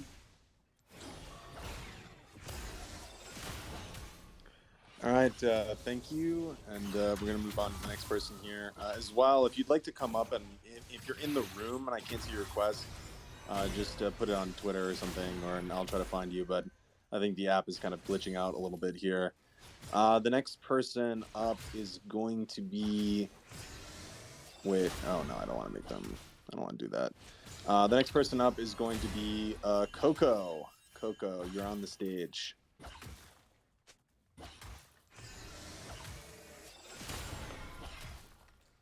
Hello.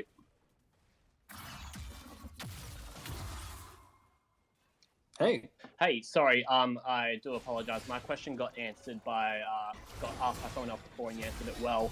So I don't want to waste anyone's time. If I could request my spot go to 0x God King or Knower of Markets if they're waiting, that'd be great. Thanks. All right, thank you, Coco. There we go. The next person who's been waiting for quite a bit at the top of the list here is, this is a perhaps veiled reference to that famous episode of South Park, Man Bear Pig. Instead, this is Whale Bear Man. Whale Bear Man is on the stage, a chimera of epic proportions.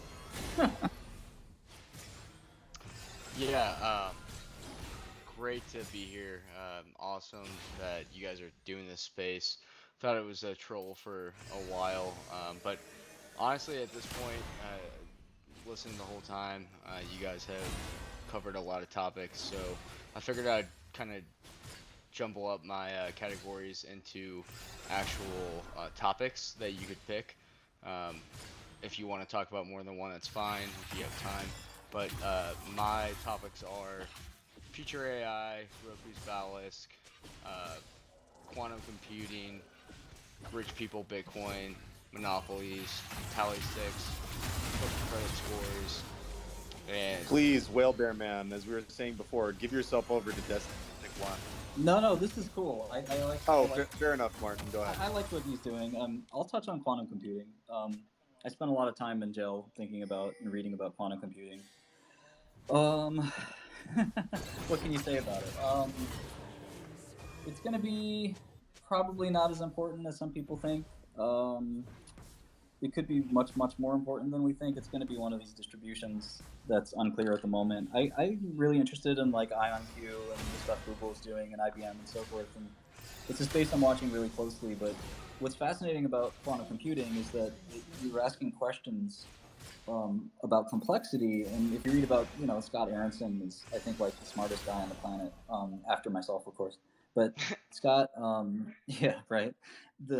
Scott is a true genius who has a great blog called Schätzle Optimized, and he talks about things like basic questions like P equals NP, and he has this complexity zoo as well. And reading his book, Quantum Computing Since Democritus, was really awesome, and I recommend reading it. There's so many great questions about what exactly what world do we live in, and reading Bostrom's work, which Elon Musk highly recommends his work, including this great paper he wrote, which is "Are We Living in a Simulation?" Which sounds ridiculous and funny, but if you read the paper, you will actually start to believe that he has a really strong argument for why not only is it possible we're living in a simulation, but it's almost, in fact, certain, is his logical argument, which you can buy or not buy. But I think it's important, and it dovetails with quantum mechanics, and you start to get these mathematical and philosophical questions that come out of quantum mechanics. And again, I'd start, if anybody wants to start in the space, it's pretty heady stuff that requires a lot of background knowledge, which is, I think, another commentary I'm going to have someday on how getting to the frontier of interesting things right now requires deep expertise in so many different fields. Like understanding quantum complexity is requires like 10-15 years of prerequisites in other areas, which quite frankly I don't really have, as much as I'll try and pretend. But I'm glad people like Aronson are doing it. But we're at sort of the final frontiers of knowledge in some ways, or it seems like what we're looking at. And I was joking about the discreteness of matter and time, for instance, in a blog post or with some friends lately. And I think there's a lot of like interesting things that quantum computing can sort of lend actually answers to questions about like what is matter, and like is time only flow in one direction, and is matter discrete? Really interesting philosophical and physical questions that we can't answer possibly without quantum computing. So we'll see. But that's one area that I just call out as like something that's really interesting, not just from a economic perspective, but also like a humanity and philosophical perspective. I would keep a close eye on quantum computing as well as complexity in general, not just quantum complexity, but complexity, period. I guess, like, to simplify that long answer, it was like superposition over time. Yeah, exactly. Okay. All right, well, Bear Man, thank you very much. I'm actually in superposition as we speak. I would caution you not to observe me, though, because it would be a big problem. In line with Whale Bear Man, that unspeakable chimera, we have another beast, an ancient monster from the deep. And that monster is a Kraken. This is Mr. Jesse Powell. You are on the stage with Mark. Hey, thanks for having me up. I wanted to go back to something that you said earlier about the vaccine, and I think you were referring to the COVID vaccine, and you said it was irresponsible to not get vaccinated. And I was wondering if you could elaborate a bit more on that. If you think that maybe it might be irresponsible to vaccinate everyone, just as sort of like an existential threat to humanity before we have longer term results available. Yeah, I mean, again, I have a lot of experience with the Food and Drug Administration and what it takes to get a drug FDA approved, and I'll definitely expand on it. I don't want to seem like I'm just, dismissing the concern out of pocket, because, that would be exactly what I don't like out of people. All I'd say is that the vaccine has been tested better than any medicine has ever been tested in the history of medicine. So that's sort of one thing it has going for it.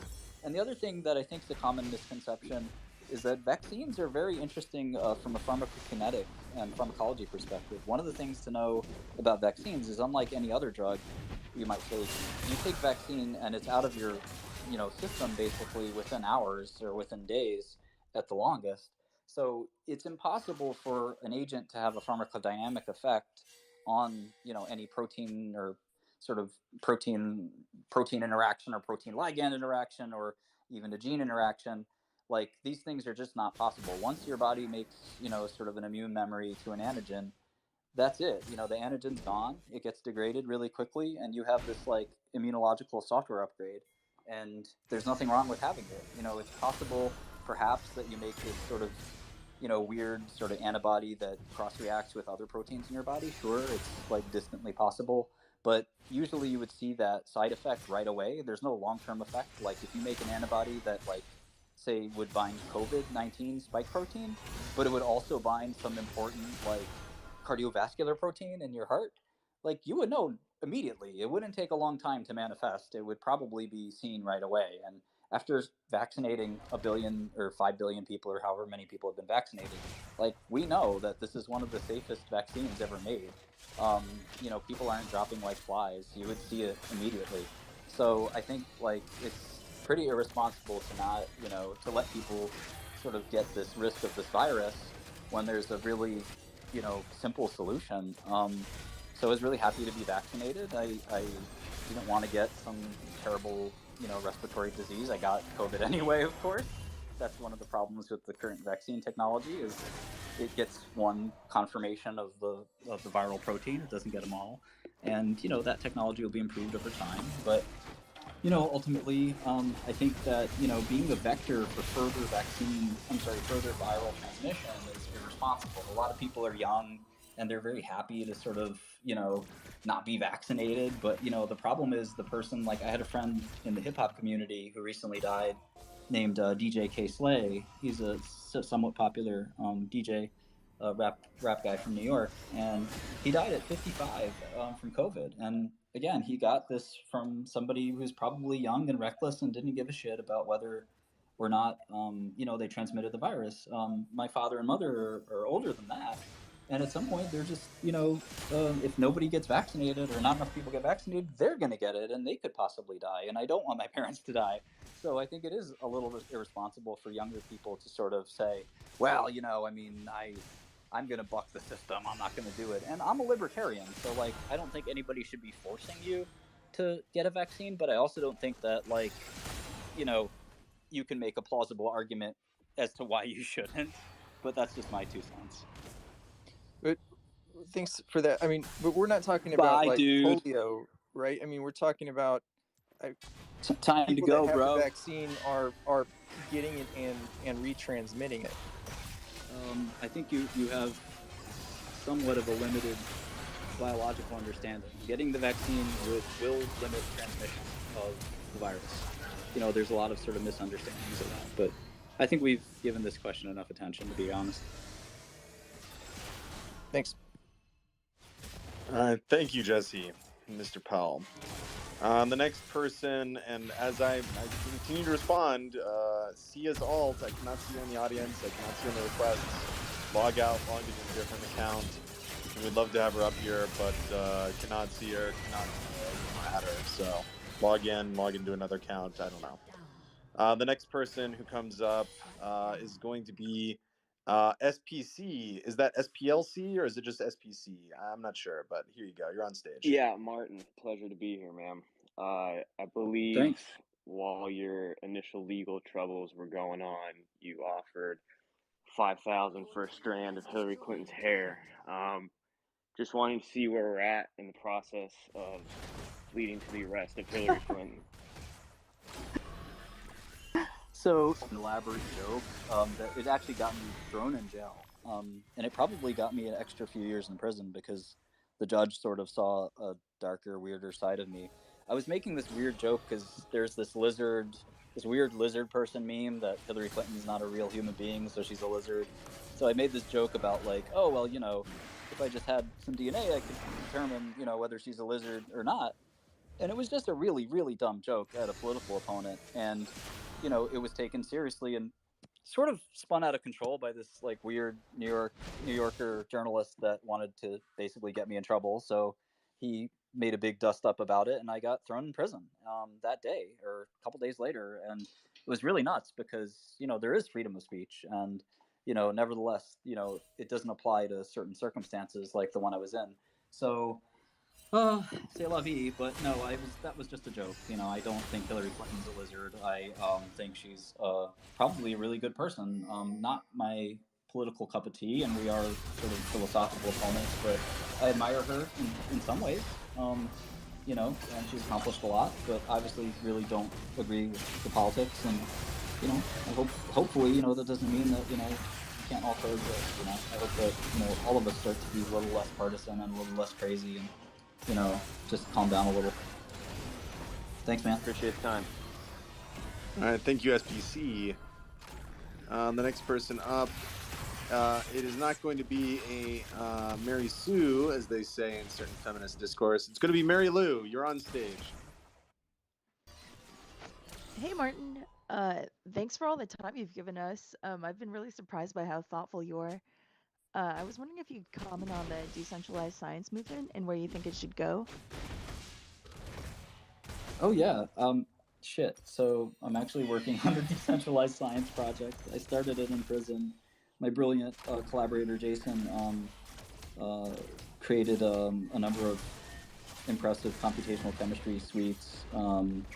Jason was one of these guys who was a software whiz and became chemistry whiz, amazingly quickly. And we really enjoyed sort of talking and working together on certain projects. We did this little, basic COVID screen together when COVID just came out, and we got a lot of great hits. And we, I think, innovated quite a bit on how to run a sort of Kubernetes cluster, to do computational chemistry. But in any event, I do think that decentralized science is especially in this little computational chemistry area.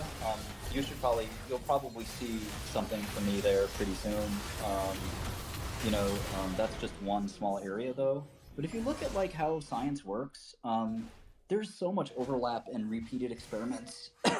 Obviously, experiments need to be repeated, by the way, but overly repeated experiments that don't need to be done. Like if we could make an simple like affinity database of ligands for certain proteins, it would be remarkably less work that we'd have to do over and over again to sort of establish certain criteria.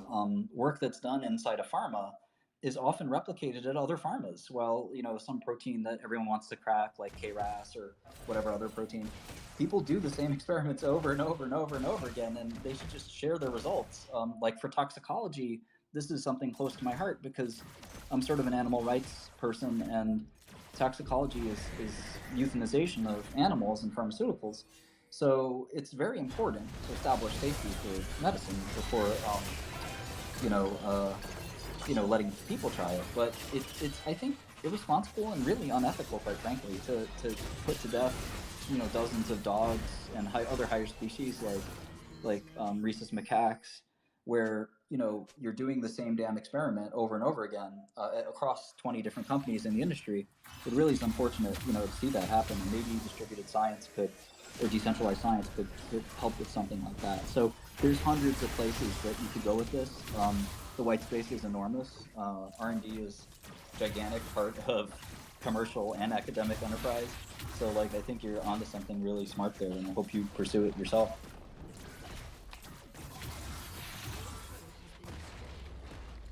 Thank you, Mary. Hope you enjoyed it. The next person up is going to be El Señor Trevor McKendrick. Les presento.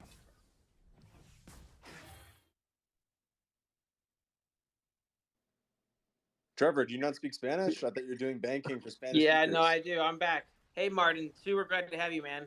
Thanks Quick a lot. question. What's the biggest delta between how you expected person to be versus what it ended up being? Oh, what a wonderful question. I have to think about that for a minute. I would say it was a lot more sort of forlorn and depressing, to watch people kind of get stuck in a rut over and over again. So many criminals are sort of proud, right, of their sort of bad boy badness. But you'll meet people who are like, either after a while or almost immediately sort of just really kind of, in this terrible rut, and they're like, man, I can't believe I did this. I can't believe I fucked my life up this way and this much. And you can imagine in the heat of the moment, or maybe even premeditated, like dealing drugs and selling drugs and then getting slammed with a 20-year sentence. Like that kind of person can't hold their head up high for obvious reasons, and nor should they maybe. But you know, meeting hundreds and hundreds of men, maybe thousands of men that had basically deeply screwed up their lives, and watching them be sort of contrite and depressed and really really bummed about it was interesting. Prison certainly has its group of people who are boastful and saying I'm going right back out to do the same thing and so forth, but I think even behind that facade you have this of even the toughest gangsters who you won't imagine some of the guys I made acquaintances with in there. I mean, every gang, every mafia, every country, like I've gotten to chop it up with, all of those folks. There's still a deep sadness behind all of these people and a deep regret. And I wonder if, a lot of these punishments are kind of overdone. That was sort of the biggest thing for me. I thought I'd come into a world where people were really proud of who they were, really proud of the one thing they could take with them, which was their toughness or their recklessness or whatever. But you'd actually see this reflection of a lot of people, like, wow, I'm really fucking up. Like, I met one guy, for instance, who went to jail 5 times for the same crime, which is called the Hobbs Act, and 5 different times in 5 different parts of his life. And at some point, that's just sort of like a psychological complex. You have a person who's sort of addicted to the thrill of crime, and it's really sad. And I talked to him about it, and he sort of agreed that it wasn't about the money that he was doing the crime for. It was about the act itself, which is really remarkable. So I don't know what the solution to the criminal justice problem is. Obviously, on one side, you can't let everybody free and not have laws. On the other side, I think we're closer to that side, by the way, the other side, which is to incarcerate everyone, over-incarcerate everyone, and screw up entire, communities. So it's hard to know, and I don't know. I'm not a sociologist. I'm not, an expert in this stuff, but it's fascinating from an observational perspective, but also deeply, deeply saddening and, kind of plaintive kind of, place to be. Thank you. Welcome home, man. Thank you, Trevor. The next person, we are going to be traveling to the far out solar system for this next speaker. They used to be a planet, now they're a dwarf planet along with Ceres and other interstellar bodies. We have Pluto on the stage. Welcome to the stage, Pluto.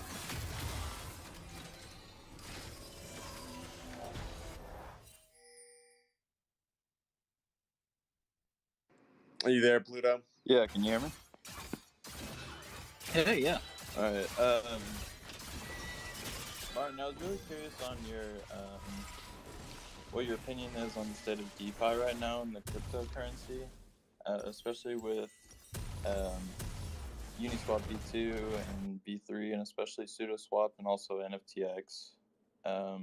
You really think there's anything else that can be pushed in the DeFi space, or does you feel like this is kind of the limit? Yeah, I'm really happy to hear this question. I don't think we're at the limit. I mean, I think we have a long way to go in sort of taking the entire financial apparatus and sort of blockifying it, or whatever you want to call it. I think I think Uniswap is the coolest thing. I started using Uniswap in prison.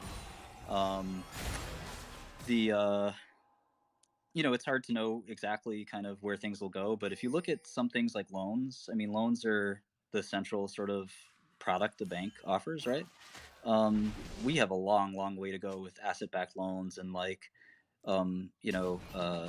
sort of origination of loans. Right now we're sort of doing ABL, just basic asset-backed lending off of, sort of ostensible values of crypto. But I think that, that's simple margin loan product, right? People have been doing that in finance for a long time, and it's sort of a good first place to be. But I think you're going to see a plethora of, new things. I mean, one of the biggest loan markets is the mortgage market, and could there actually be a way to sort of originate mortgage loans on the blockchain, or on a blockchain, or whatever you want to say? And I think the answer is yes. I don't know how. I wish I could figure that out. I'd probably become wealthy or doing that, but maybe one of you guys will do it. But if you look at all of the loans and the different financial products that exist at the moment, like CDS, right? If you look at bonds, if you look at different sort of index things, like there are so many ways we can sort of do things with DeFi. I mean, I really like the idea of a stock backed sign of a stock backed coin, sort of like a stable coin. Like there should clearly be an Apple coin and a Tesla coin and things like that. And disintermediating the SEC is something the SEC would not like very much. Probably something that Elon Musk would like a lot, and as would I. And I really think it's crazy. Like if you want to buy one share of Apple in America, you have to register with a broker. You have to give them your social security number. They can do a background check on you. If they don't like you, they can block you, right? So I've had a lot of trouble. I've actually had while I was in prison, I had a brokerage account with over $50 million, and I couldn't get it. Couldn't get anybody to take it. And if you just think about how insane that is, like I understand I'm a felon, I'm a bad guy, whatever, but like a brokerage account isn't something that needs to be, kind of like monitored or like foreclosed on. It's sort of this autonomous thing, right? You just buy stocks or sell stocks. Like you can't really commit crime with it too easily. So the idea that I can't buy a share of Tesla without going through this U.S. SEC apparatus and this kind of broker-dealer fiefdom and FINRA and all this stuff is kind of nuts. And I think there are people taking steps to break that silo and really destroy it forever, I hope. Why can't I trade Tesla at 9 o'clock? Why can't I trade it on Saturday? Why can't I trade it on Sunday? Why can't I trade it anytime I feel like? And there's good reasons that people will tell you. For instance, insider trading is an obvious one, amongst others. But I think that eventually we're going to see truly decentralized markets, and we're going to see more and more financial products that you see on Wall Street end up in DeFi. And my little silly blog that I write, that I wrote from prison, which I had time limits to write on. I have this only ASCII text editor. There's no copy and paste function. It's a really primitive little typewriter. But I used it to write this stupid blog on martinshkreli.com if you want to see it. I wrote that by like 2050 or something, that a DAO or a crypto company will actually acquire JP Morgan or Bank of America as like a tuck-in acquisition. So I think eventually you're going to see some crypto entity or some whatever DeFi entity be bigger than one of the banking behemoths. And I think we started to see that disintermediation and financial kind of innovation with PayPal and Square, but it's sort of stalling for whatever reason, and maybe we'll see it with Square, now called Block, I believe, by Jack Dorsey, who's obviously a brilliant guy and very innovative. So who knows what will happen? Maybe it'll be one of those companies. It'll probably be a company that we haven't even created yet, and being able to trade any asset, anytime, anywhere in the world is where we're going to go to without any verification of who you are or why you're doing it. That's real freedom. Why can't somebody do that in another country? Why can't somebody do that wherever with no questions asked? And obviously we live in a freer world than we did 50 years ago, but I can imagine that there are still different biases that are being placed on people for having certain accounts, and sort of democratizing that would be great. So we'll see what happens. All right, thank you, Pluto. Once again, I see that Cosmo de Medici is in the room. Your granddaughter, de Medici. I cannot see her. I cannot add her. So please log out and log back in. We'd be happy to have her on the stage, right? The next person on the stage is going to be the rock in which I build this space. Peter, you're on the stage.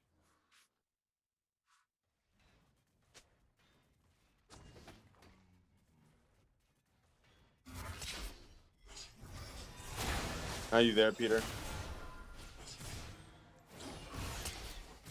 While we're figuring that out, I'm going to set a stop time. So instead of a actual time, I'm going to set it so that once we drop below 3,000 listeners, I'm going to call it a night.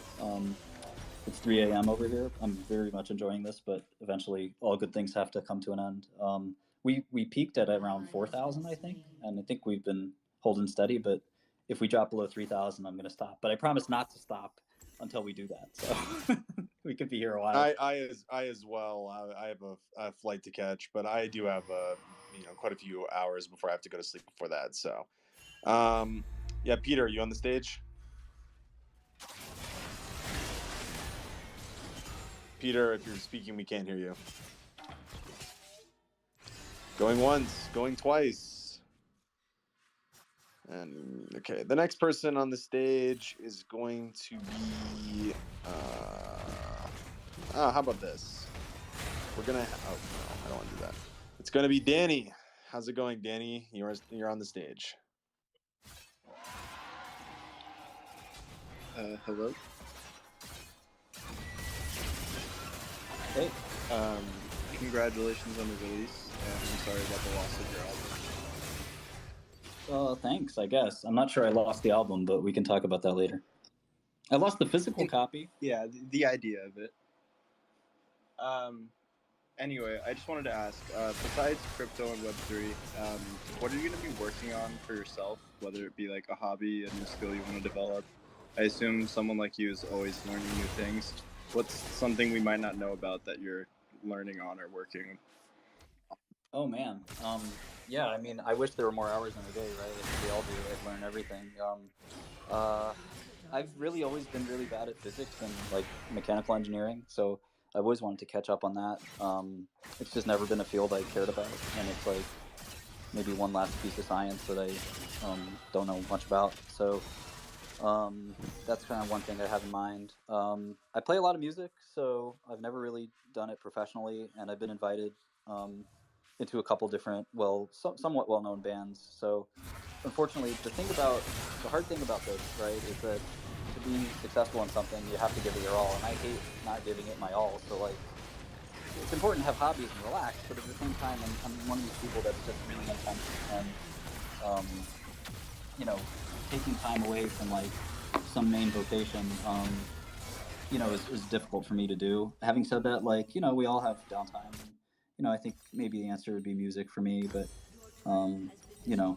as a kid, I always thought I'd end up either being a computer programmer or being a guitarist, and I didn't really become either. So now it's sort of a chance for me to do more computer stuff, more IT, software, whatever you call this new industry, crypto.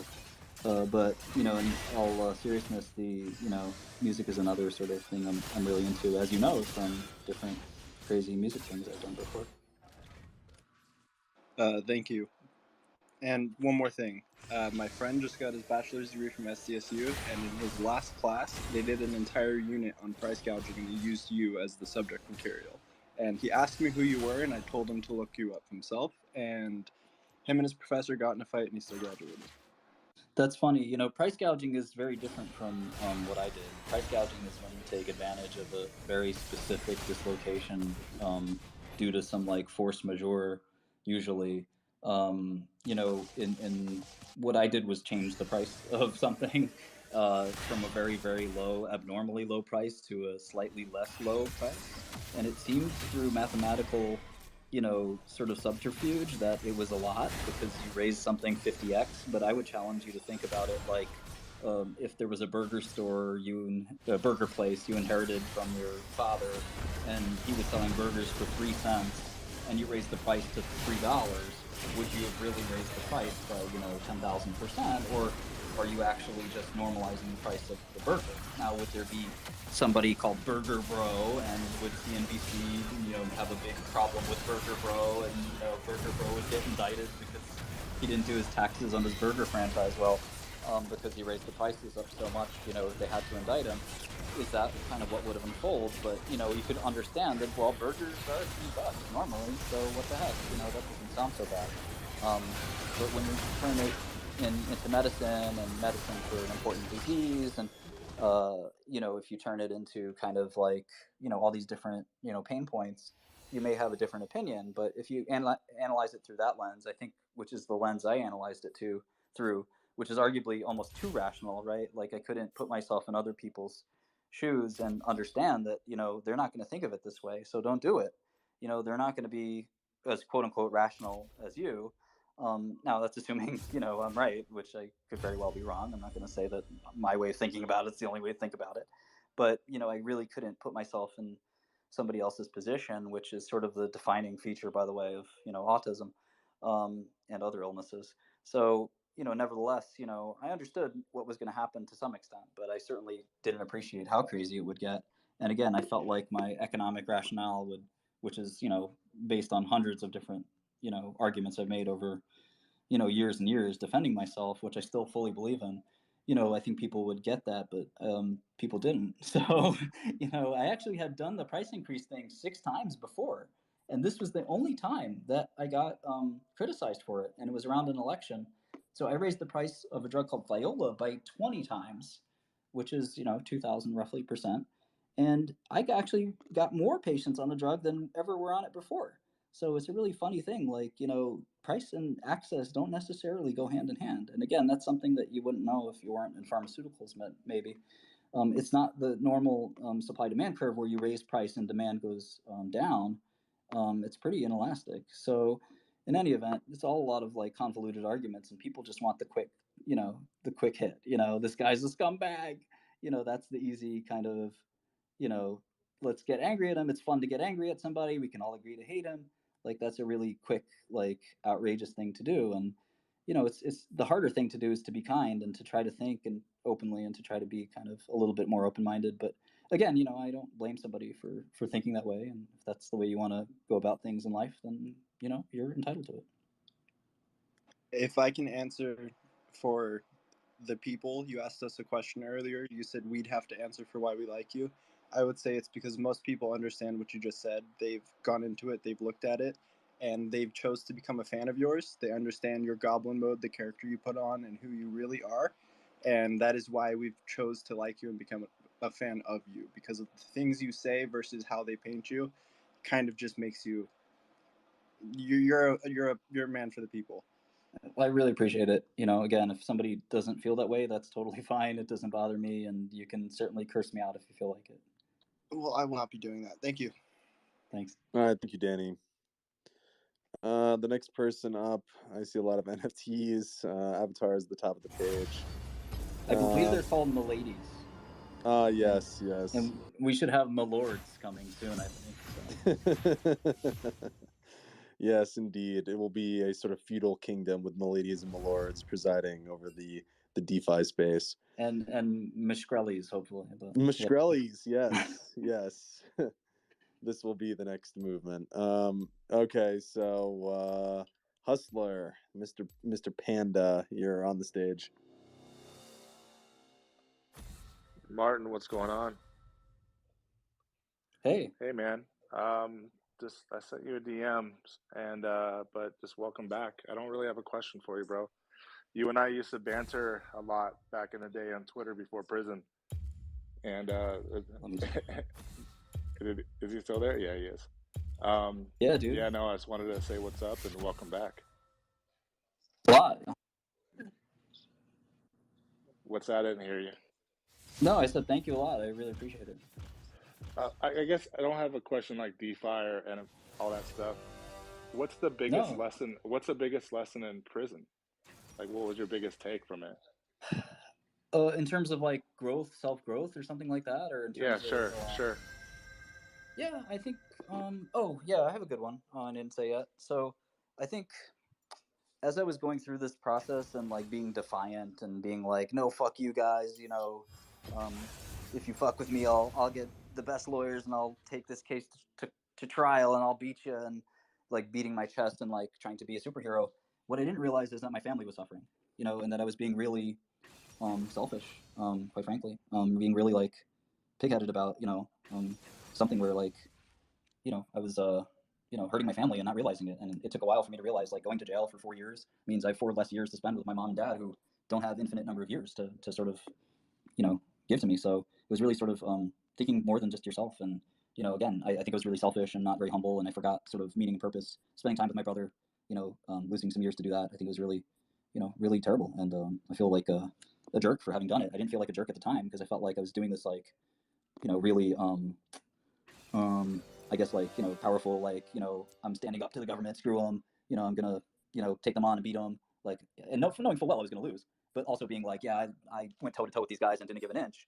Like, that's all good for me, but it's not good for my family, and it really hurt us. And paradoxically, it did bring us closer together than we've ever been. But I could see the pain that it caused, and I really, regret doing that. So, or truly honest answer there, honest and vulnerable. Yeah, no, I love it. I love it. And back before the prison days, you and I would go back and forth and banter. Are you bringing back that character? You just kind of mellow out and yeah, I think it depends on the situation. Like, I love, for whatever reason, I love to troll. Like, I think I know it, bro. I know you. You used to troll me a lot. I think it's fun. For whatever reason, I do think it's fun to sort of take people who are really, really high strung and make fun of them. And like, there's a couple of people on Twitter, especially, who are like outraged by everything and like, really, really, just nuts. And like, if you can pull somebody's leg a little bit,